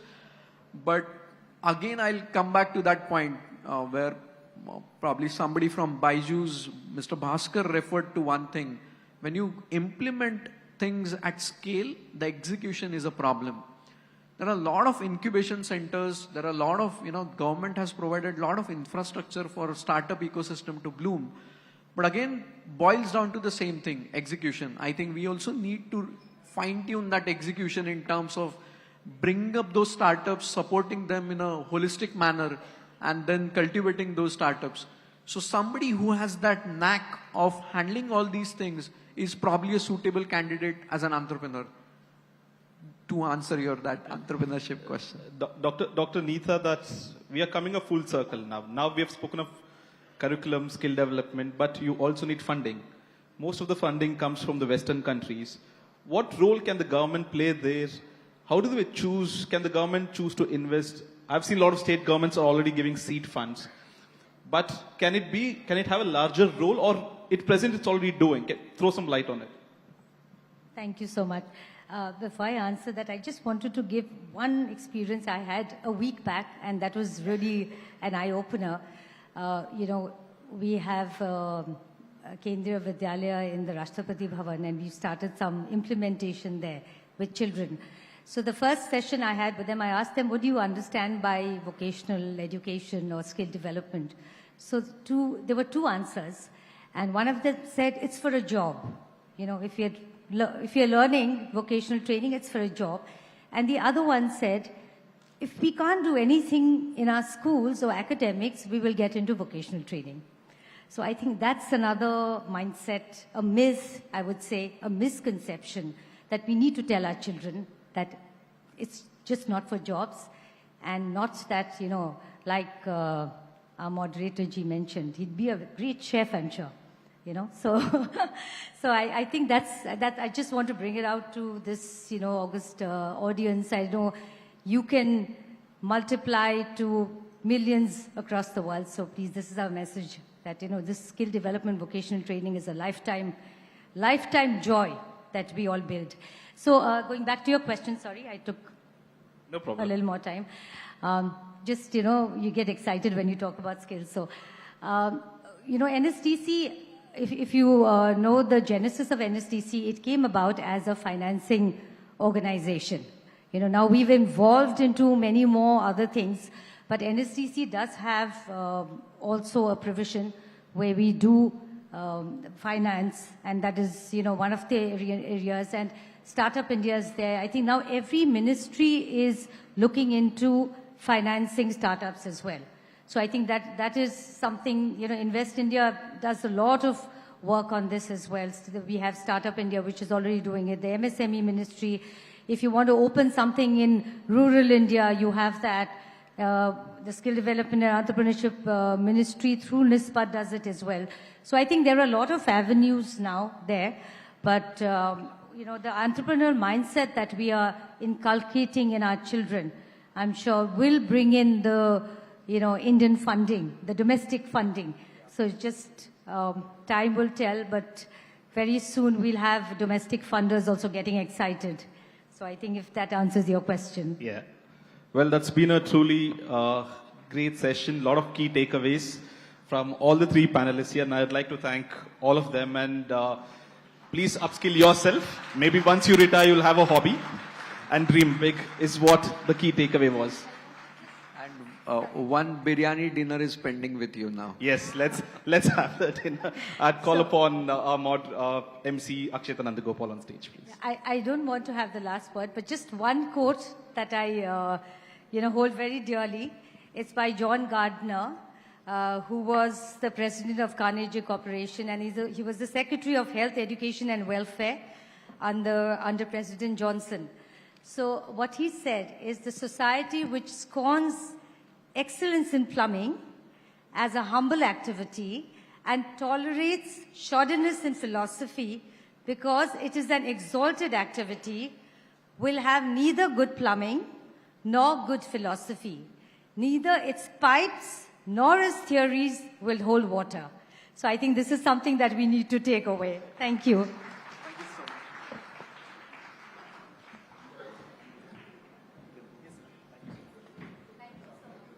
That was a great note to end the conversation on. Thank you, Dr. Neeta. Thanks to all of our panelists. A big round of applause, please, for all of them for joining us here at the India Today Education Summit. Thanks to Nagajan for running us through that session. All right, before we wrap up day one of the India Today Education Summit, I just quickly like to call upon stage Shobika S., IAS, Director of the Midday Meal Scheme, Government of Andhra Pradesh, just for a brief announcement for many of you who will be making a visit to the Tirumala temple tomorrow. Ma'am, it's over to you. Good evening to all delegates here. There is a small set of instructions that we wanted to convey to have a pleasant darshan tomorrow. First, darshan is arranged tomorrow for about 160 delegates, and the list is circulated in WhatsApp.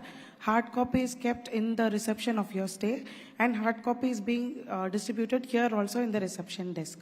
That is the first information. Second thing, you who all will be coming for darshan would be dressed up in a traditional attire. It is the rule of the temple. So traditional attire for men is dhoti with shirt or kurta pajama. For women it is sari or salwar suit with shawl. In case if you have missed on this attire, we have a stall outside. You can make use of it and you can make a small shopping right away. And the third important instruction is mobile phones, any gadgets, any digital things will not be allowed inside the temple. So if you it's better to leave it in the room, or if you leave it in the bus, it's your personal responsibility.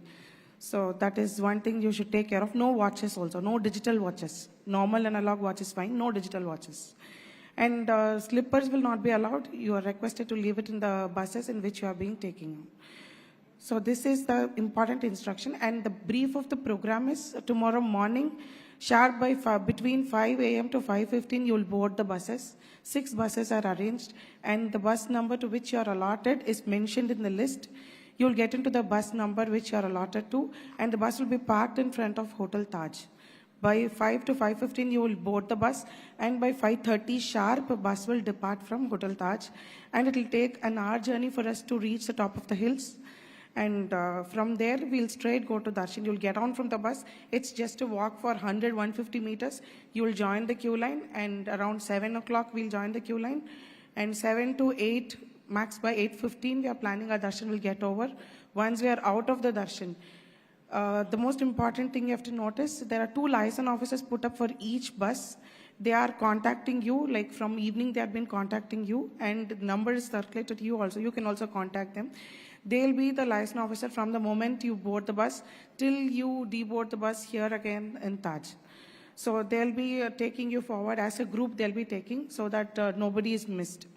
So tomorrow after the darshan is over, when you get out of the temple, you please ensure that you stay in the group along with your liaison officer and you board the bus back, because no one will be having mobile. It will be very difficult to trace anybody if anyone misses. So come back to your buses. Once you board the bus by around 8:30, we'll leave from parking there to the place where breakfast is arranged. You'll have breakfast there for around 45 minutes. We'll break there.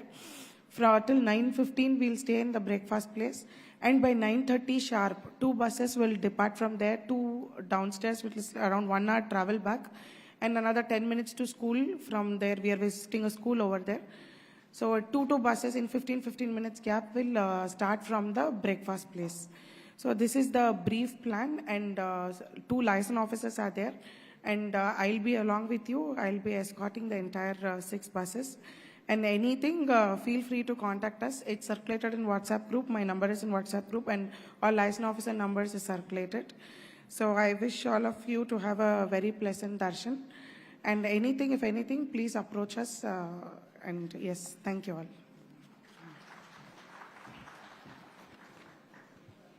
All right, thank you very much, ma'am. That was very, very helpful. With that, we officially come to the end of day 1 of the India Today Education Summit. Thank you all for joining us. We're looking forward to having you all with us tomorrow, because the first session, of course, will be with the Honorable Chief Minister of Andhra Pradesh, Mr. Jagan Mohan Reddy. Dinner is served on the lawns. Good night. Thank you all.